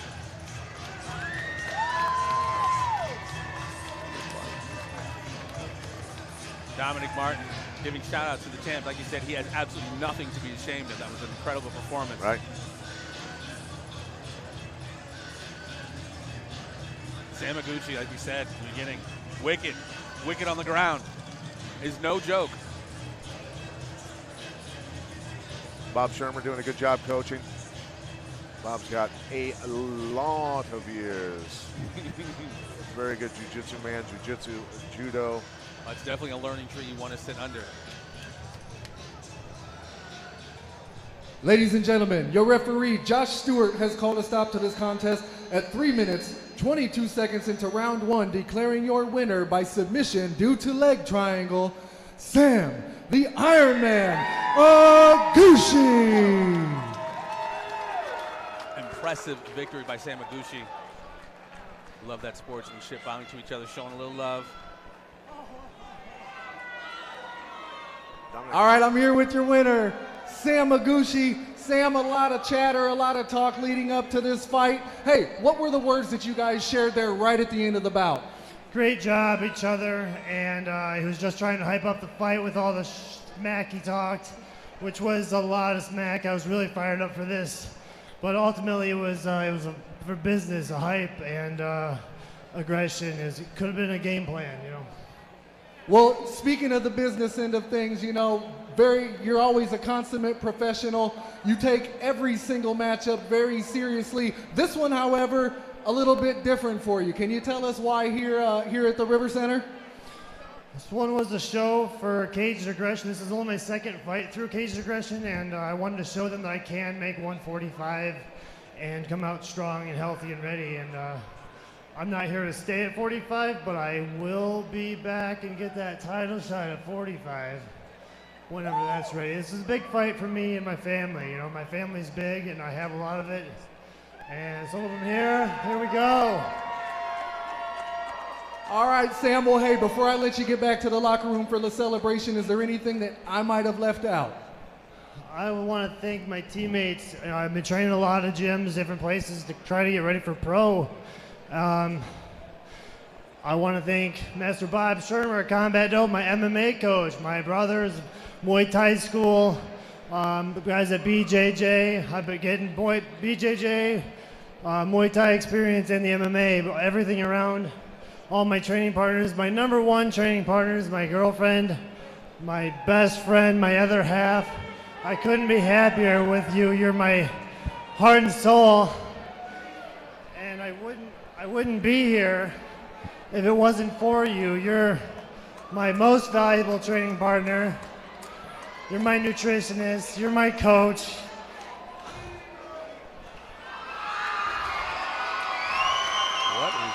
I am happier than I've ever been in a million years, and I'll ever be, and it'd be even better if, will you marry me? Yeah.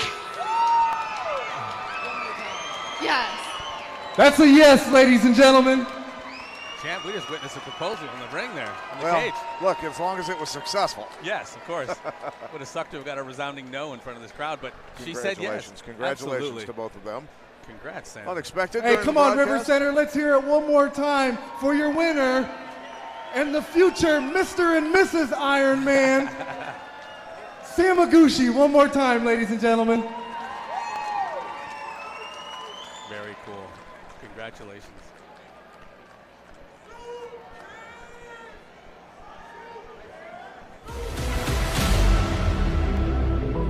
The time is now, champ. Josh Neal out of Davenport, Iowa, training at Marty's Martial Arts and Summit Training Center. Michael Shipp, man, you know, he's had it coming. Been talking behind the scenes, and now it's time to see if he can put up what he's talking. Michael Shipp from Henry, Illinois. Currently reside in Mayville, Wisconsin. I represent Third Heavens Martial Arts in in Pura Vida MMA. I've watched his career the last 5 years. He's never faced a pressure fighter like me or a man as tough as me. I've seen holes in his game from day one. The thing about him is he's just a grinder, but me, I'm just a better fighter. I've been watching you for years. I know the holes in your game. The thing is, I'm bigger, I'm going to be faster, and I'm going to be stronger, and he's going to get finished. You think you're going to finish me. If you think you're going to be the first to do it, I'm telling you right now, you've never fought someone as tough as me. He's going to get hit by me one time. He's going to not stand with me no more. It's guaranteed. He don't want to stand with me. You straight up pissed me off. You're going to come at me with this disrespectful thug life BS? We're going to find out what his issue is, and we're going to do something about it. I'm coming to beat you. I am coming to finish you. Thing is, I'm going to hit you harder than you've probably been hit by a lot of other people. I'm coming more prepared for this fight than I've ever been for a fight in my entire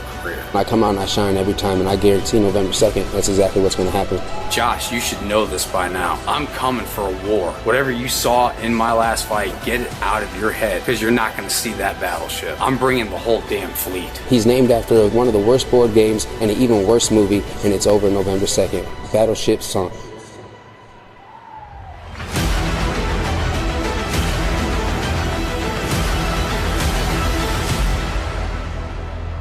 The main event of the evening is upon us, ladies and gentlemen. A rivalry that has grown exponentially over these last several weeks, as you can see from that little clip there. Michael Shipp versus Josh Neal.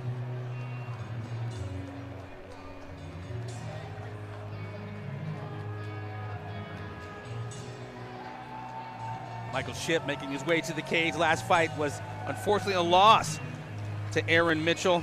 But prior to that, he was on a 5-fight win streak, so he's trying to get back into that lane.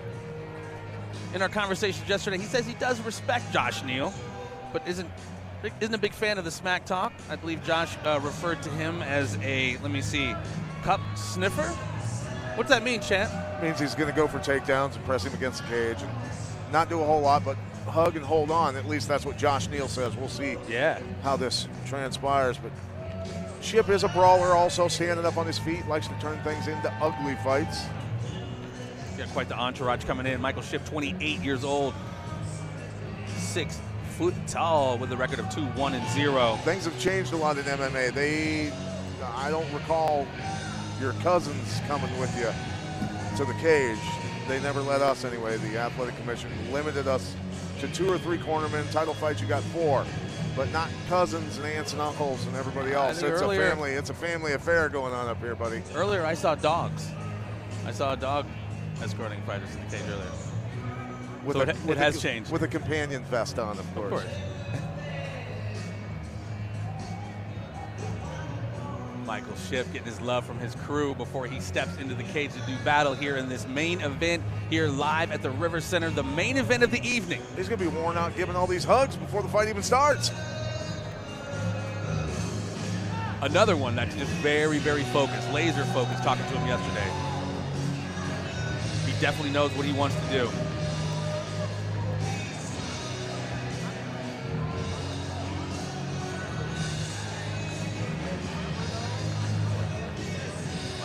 Making his way to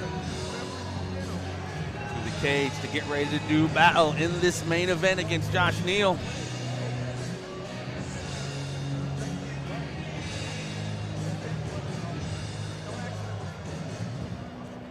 We'll see if emotions get the best out of them and who falls out of their game plan because of the emotions. That's what you always wonder. Who's focused, who's disciplined, like you said, with the heated rivalry, who can check their emotions at the door and implement their game plan and stay focused. And you'd be surprised the Illinois-Iowa rivalries that go on. Growing up here in the Quad Cities, you know that. Yes.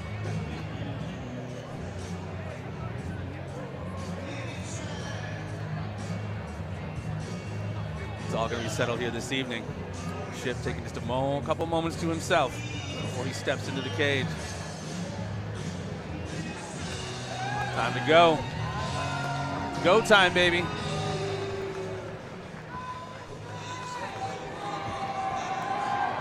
Making his way to the cage.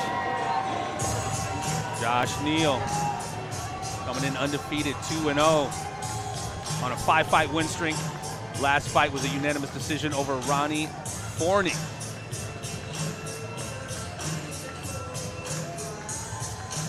This fight going down on a 160-pound catch weight.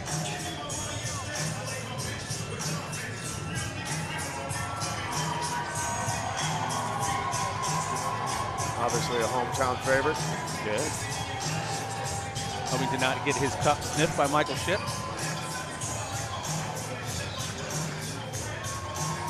Got his own t-shirt. Pretty cool t-shirt, actually. That's impressive. Absolutely. Sporting the Hawkeye cap. Yeah. Stocking cap.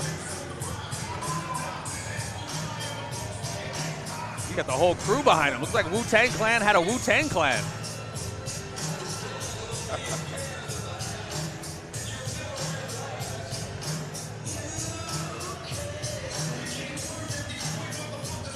Yeah, this is the Iowa versus Illinois mentality going on here. Yes.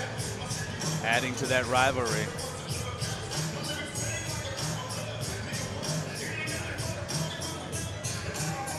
Definitely looking forward to this one, man. Again, despite all the hype. In the yellow shirt, Zach Mickelwright, fought in the UFC. Absolutely. Brief stint there. Was commentating the undercard this evening. Yes. Zach is a accomplished barber, but joined the Davenport Fire Department. Barbers don't get pensions.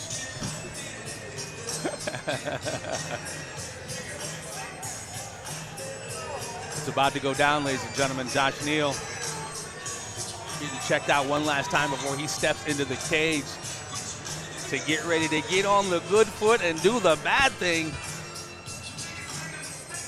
As we go into this main event, we just want to thank this whole crew, Cage Aggression MMA, the entire production crew, our boy Justin Holstein, Kelly Jeffries, Done Right TV, and of course, Pat Milicic. Paul Martinez, the crew. His whole crew. Absolutely. Done a great job tonight. This has been very, very fun, man. Pinching myself here. Mike Goodwin. Yes, sir. Mike Goodwin, special thanks to you, brother. This is the beginning of a beautiful friendship. Incredible work tonight. Jason Vargas, our ring announcer, host of the Pearled Up podcast. And of course, if you get a second or two, check out Pat and I with our podcast, Everything Combat, because life is a fight. Josh Neal making his way into the cage. Uh-oh. Fight fans here in attendance at the RiverCenter in Davenport, Iowa, and streaming live around the world, this is our main event of the evening. Scheduled for 3 5-minute rounds in the Caged Aggression Professional Super Lightweight Division, powered by 7G Distributing, Bud Light. Introducing first, fighting out of the red corner. He stands 6 feet tall and weighed in at 159 pounds. He trains at Third Heaven Martial Arts and Pura Vida Brazilian Jiu-Jitsu. Joining us from Mayville, Wisconsin, Michael Battle Shin. And his opponent, fighting out of the blue corner. He stands an even 6 feet tall and weighed in at 160 pounds. He trains at the Summit Training Center and Marty's Martial Arts, and is sponsored by AAA Employment Services, Augustine Motors and Repairs, Say Uncle Photography, Alien Boy Boxing, J&J Memories, The Tat Spot, and QC Auto Rescue. Joining us from Davenport, Iowa, El Tigre, Josh Neal. Ready to kick this off, the main event of the evening. These guys both pacing at the same pace on each side of the cage, staring at each other, square in the face, laser focused. These guys are ready to do it. All right, gentlemen, you're fighting for the super lightweight Caged Aggression professional main event. We went over the rules in the back. Michael, do you have any questions? Josh, do you have any questions? Touch them up now if you wish. And let's do this. Let's get after it, baby. I don't think this one's going the distance. It's coming to a head tonight in the cage here at Cage Aggression MMA. It's our main event of the evening, ladies and gentlemen. Live from the RiverCenter right here in downtown Davenport. Along the mighty Mississippi, here we go. Squaring up in the center of the cage. Inside leg kick by Shipp. Oh, buddy. Right hand right off the bat. Clipped him on the beak. Front kick from Shipp. Outside leg kick from Josh there. Trying to take the base away from him.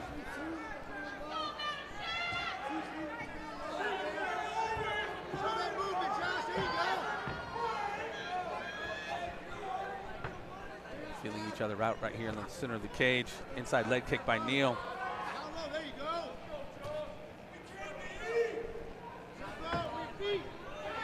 Neal moving the head, getting out of the way of that right hand the second time. He felt it the first time. Nice. There you go. Leg kick setting up some nice combinations up top. Midsection shot by Neal on Ship.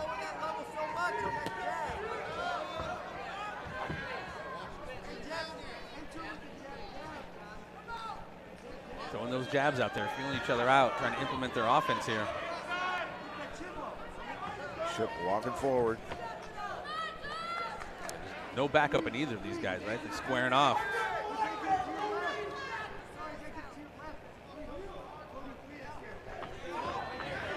Ship moving around, not standing right in front of Neal, which I think is a good idea. 3, 2, 3. I think Neal shows he's got faster hands. Just needs to use a little misdirection in there. Sneak his shots in. Picking at the legs of Ship. Tries a flying knee to the right hand. Comes up a little short.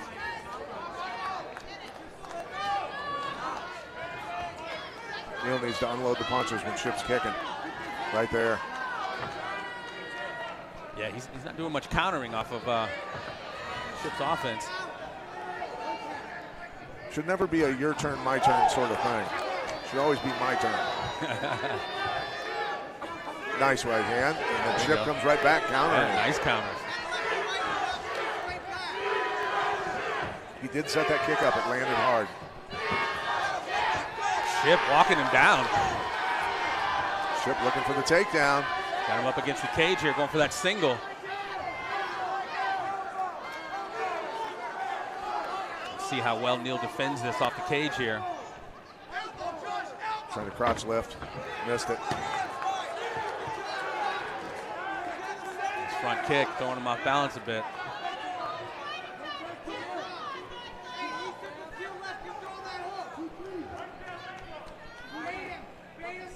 Neal trying to walk him down. 2 minutes left in the first round. Neal throwing them low leg kicks and Ship timed checking. that. Could not finish the takedown. Did not get his hips underneath him. Nice elbows by Neal there. Ship holding on to that single with Neal's back up against the cage. Neal trying to push him away and defend that takedown. Gosh, Neal dropping some elbows there. Going to drive that leg backwards. Ship going for that trip, looks like. There he's got it planted solid. Now peeling him up. Ooh, turning him. Nice work. Watch that knee. Elbow by Ship there when they were breaking. Neal ate a right hand. Seemed like Ship is much more on point with the counter strikes. He was just committed a little bit more. It's like Ship looking for those oblique front kicks. Looks like Ship is beating him to the punch here tonight, champ, even though Neal might have some quicker hands. Neal's eyes bothering him there. Low kicks may add up as this goes on.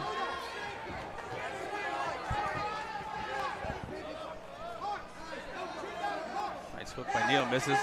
Left finding a home from Ship on the Neal's mug there. Keep chipping away at those low kicks. Ship finding a lot of success setting with those low kicks and then setting that up with some nice 1-2s up top. Neal throwing an inside elbow there. Got to get wrist control right away. Got that single going for that inside trip. And Neal looking for a potential guillotine here. Uh-oh, he's got him on the ground. Is this a good position to have it be successful, Chairman? You need to wrap him up a little more. He better get his guard back.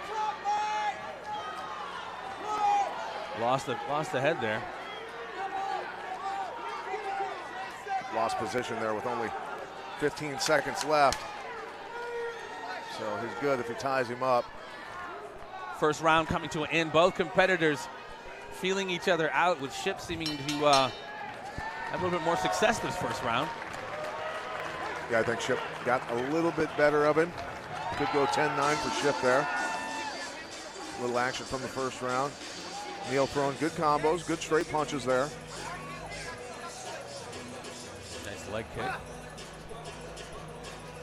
Ship's just, he's unorthodox, so it's tough to just go in there and trade with people who are unorthodox. You never know what's coming at you. It's so aggressive. I mean, he just seems to be the aggressor. What do they call that? Octagon control, champ? That's called. He's just a tough country boy is what he is.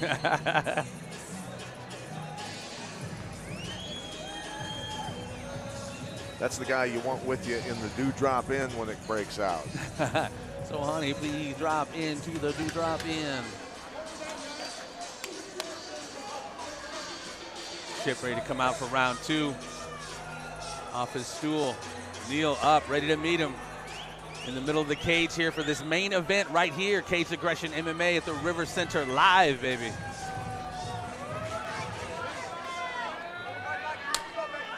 Both these guys got their game faces on, ready to go. Round 2 underway. Front kick from Ship.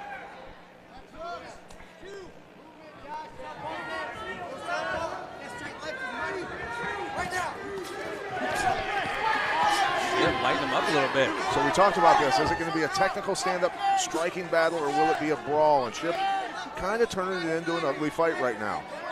Neal trying to get that Muay Thai clinch. Reverses position, had Ship's back up against the wall. Let's see if he can take advantage of it. He's got an underhook.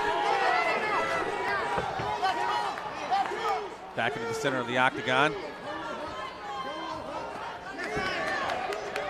Josh finding success with that left hand there. Ship still in his face, not going anywhere. Nice body shot by Neal. Yeah, through that low kick, or that liver kick.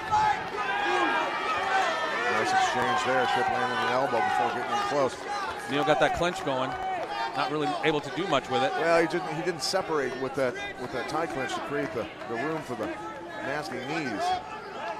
A la Anderson Silva, Rich Franklin.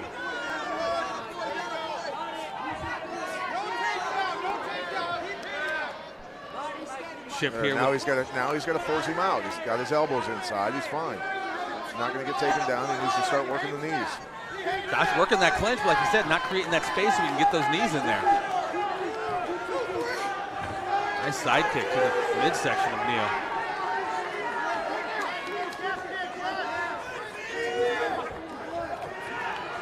Ooh, nice exchange there. Neal needs to keep throwing those low kicks. Crowd getting behind Michael Ship here. I tell you, champ, he's a little more aggressive than Neal. These first couple rounds here. Staying after it. 3 minutes to go in this second round here. This main event right here at the RiverCenter Cage Aggression MMA.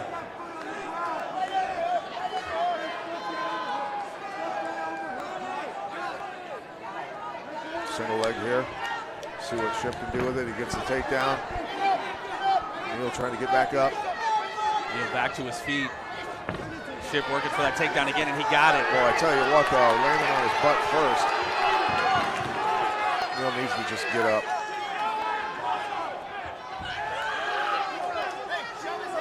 Ship is swarming him, champ. Well, just fundamental mistakes there by Neal, not taking advantage and getting back to his feet.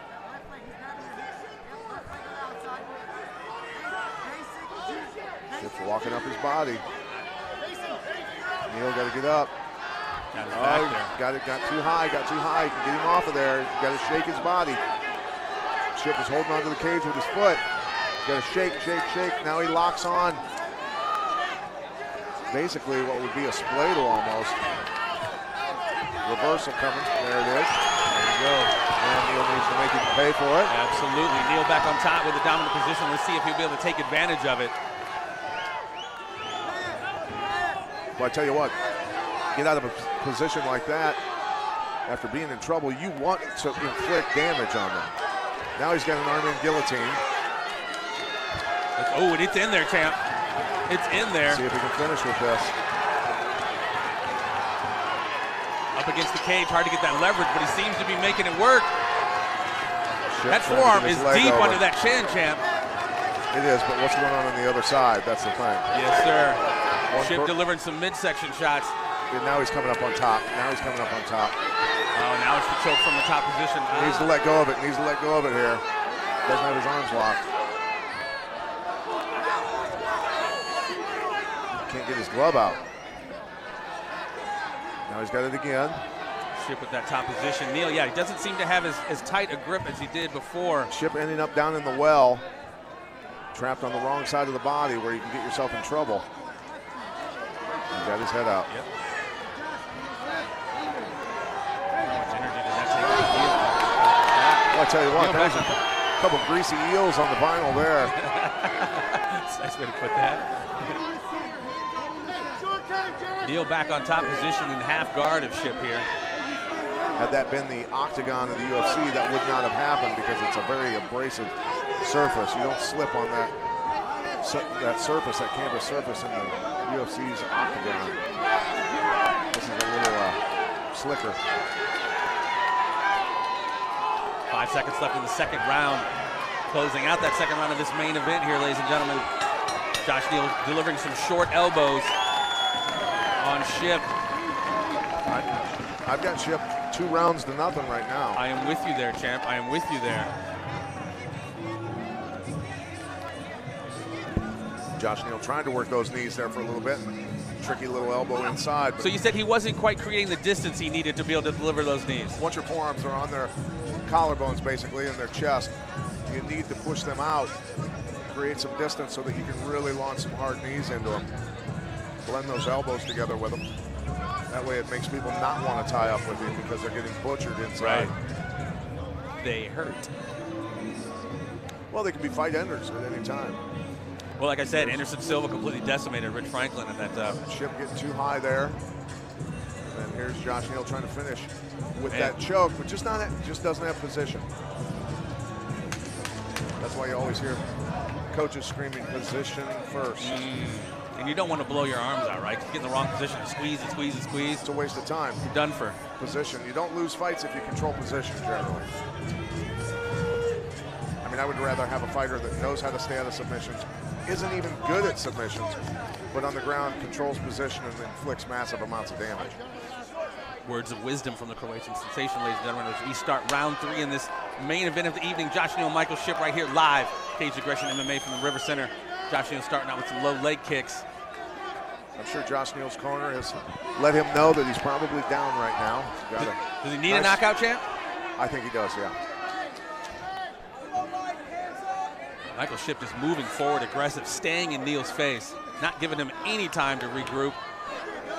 Neal just got to step in on his punches more. Got to step in. Trying a flying knee there.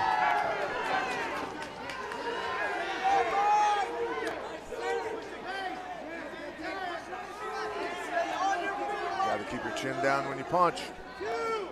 Get that sweet chin music. Well, more than anything, I mean, it's like if you're riding a horse and you're pulling back on the reins, he's not going to run fast. Hard to go forward hard with your chin up. Solid point. Not to mention your defense is, well, not good. Little fight advice as well as equestrian advice from the champ tonight. Absolutely. Again, impressive Michael Ship just staying in Neal's face. No backup whatsoever in this kid. Another low kick from Neal. Ship with a flurry there, wow. Absolutely, a barrage.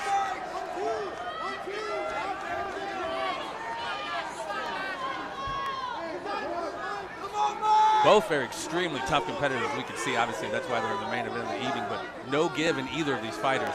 Inside leg kick by Neal. Ship marching forward like a zombie, though. Good right hand by Neal. Just need to follow up more. Once they get in there, man, lock up, solid exchanges by both fighters. Ship pushing Neal up against the cage again. Circle out. Ship doing a good job putting it against the cage. Really a little inside knee there to that inside leg. Softening up that tibial nerve. Oh, nice knee to the midsection. Absolutely. That hurt him. That hurt him. Does he have anything? Recognize that. Uh-oh. Yeah. Oh, he did, yeah. He's hurting him. Just keep punching. Ship is hurt. Punching. Just keep punching. Don't go for a guillotine. I don't know. Does he have it? Just keep punching, man. Ship drops to his knee. Neal with the dominant position on top, dropping elbows. If Ship makes it out of this round, if it's a 10-8 round, Ship still got it. It's a draw. At a 10-8 oh, yeah, round. yeah. It's going to be a 10-9 round most likely. 2 rounds for Ship, 1 round for Neal, unless Neal can get out of there. He should have just kept punching. Hitting the 2-minute mark of this round 3 in this main event right here, Caged MMA, live from the RiverCenter, ladies and gentlemen. Got to get up and get back after it is what he needs to do. He's doing that, getting up, nice job. Josh Neal, Michael Ship putting on a heck of a show here. Needs to get an underhook, turn out of there. Ship with an inside knee blast to Neal.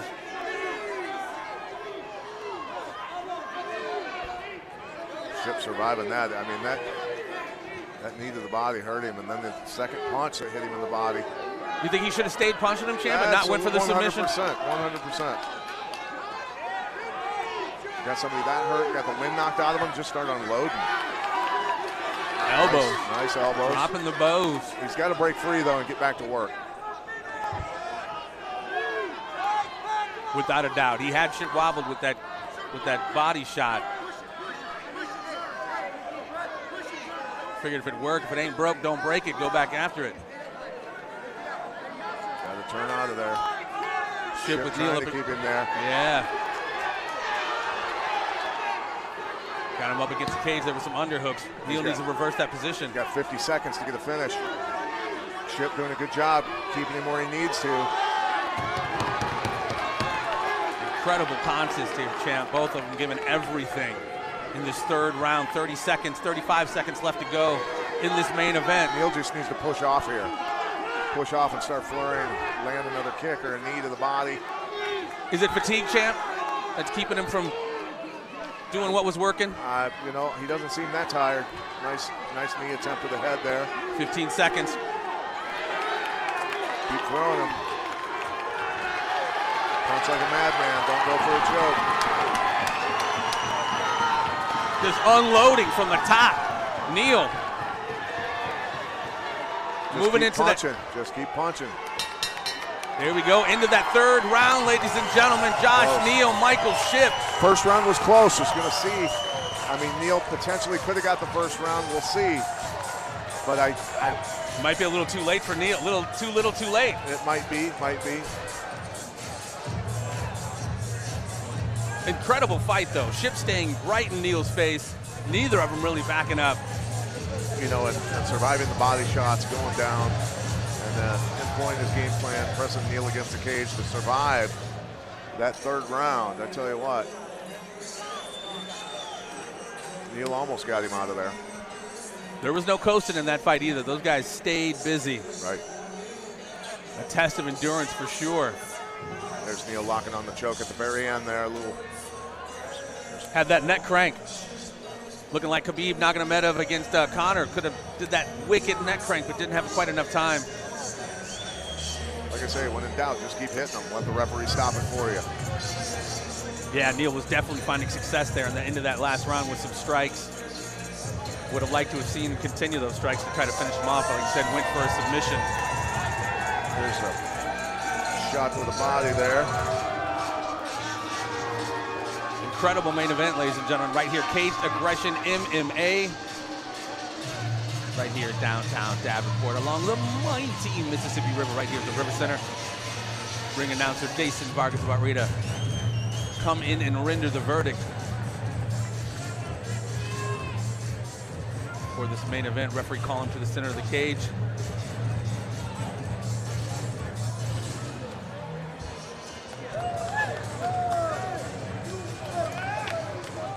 Decision, ladies and gentlemen. Ladies and gentlemen, we go to the judges' scorecard for our decision. Our judges scored this contest 29-28, 30-27, and 30-27, declaring your winner by unanimous decision, El Tigre, Josh Neal.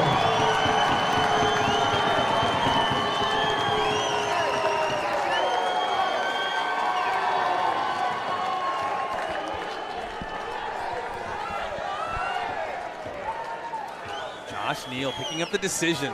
This is what we love, man. Even though it was a heated rivalry, showing respect in the center of the cage. That's what it's all about. That's what I was thinking. The first round was really close, and it could have gone either way, and that was really pivotal. All right, here we are, joined in the center of the cage by your winner in tonight's main event, El Tigre, Josh Neal. Josh, a lot of bad blood leading up to this one. Lots of words. Definitely every bit of the war that we expected it to be here in the cage tonight. And you hit him with a big shot there in the third round.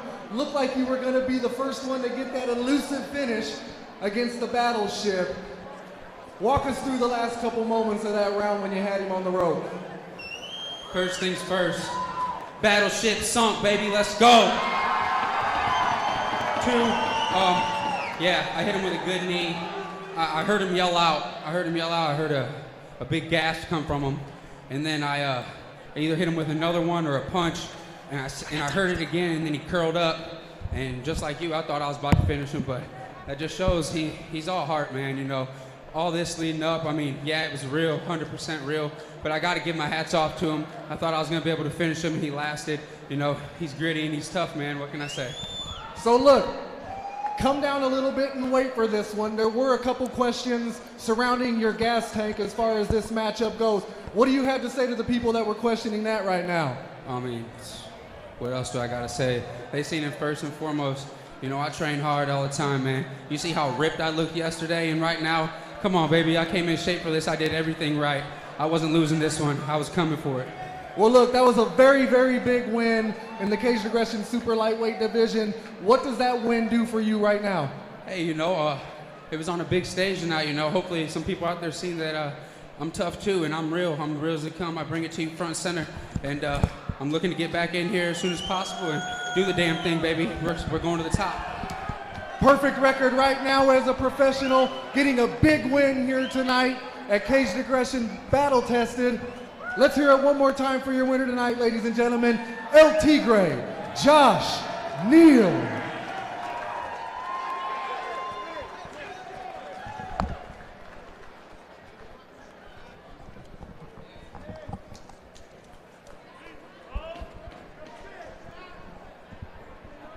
All right, folks, I want to thank everybody for coming down here, joining us again tonight. Don't forget to join us right next door as soon as the lights go down at the Barrel House for the Caged Aggression 26 Battle Tested After Party. We'll be awarding Fight of the Night, Submission of the Night, and Knockout of the Night. That's all that coming up next door at the Barrel House. That's going to do it for us here tonight, ladies and gentlemen. Thanks again. All right, so Jeffrey, take us through the recap of the evening. Absolutely. What an incredible card we witnessed here tonight. Champ starting out obviously with the heavyweights. Blake Goodenbauer with a nice, impressive win over Martin Vancil. Lee Colvin chalking up the W against J.J. Redman. Brock Swinburne, Brant Cooper. That was an incredible fight there. Aylin Villalobos, impressive. Showing that she's well-rounded. She had very good striking. Absolutely. Kicks in really well with her hand skills. Against Claire Schneckloth, that was very, very impressive. Billy Byrd versus Cody Burke. Cody Burke with a dominant first round win and performance. Frank Young with his last fight. 17-second KO, big right hand. 17 seconds to end his MMA career with a bang, ladies and gentlemen. And then Clint Anderson, Mackenzie Jackson, a fight 10 years in the making.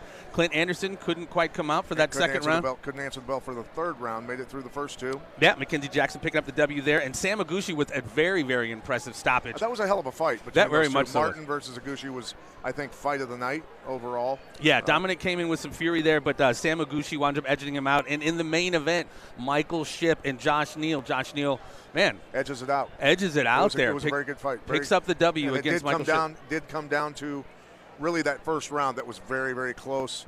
Absolutely. I had Shipp slightly up in that, but hey, you can't leave it to the judges. Yeah, and I would love to see that one ran back. That's one I would definitely see ran back. But an incredible card. Caged Aggression MMA. I'm so very thankful to be a part of this with you, Pat. Obviously, the entire crew, man. You guys have been putting in so many hours, and I thank you so much. Our boys on our team, Justin Holstein, Kelly Jeffries, Pat, myself, we've just been working hard, and we're so very thankful to be teamed up with Caged MMA. This is the beginning of a very beautiful... Mike Goodwin, great job. Yes, sir. Absolutely. Paul Martinez and his whole team done a great job. We put this together in 3 weeks, folks, and look, I can't thank all the guys enough who have put the work in to make this happen. 3 weeks. 3 weeks we pulled off a pay-per-view. And look, we're just simple Iowa boys, man. But we got it done. Trying to make it happen. So for me, myself, Jeffrey Wilson, from my co-broadcaster, Pat Militich, for our whole crew, again, thank you, Cage Aggression MMA. Thank you, Mike Goodwin. And you guys, peace and so much love. We are signing off here from the RiverCenter and going to enjoy the after party right over here at the Barrel House. Until next time, ladies and gentlemen, peace and so much love.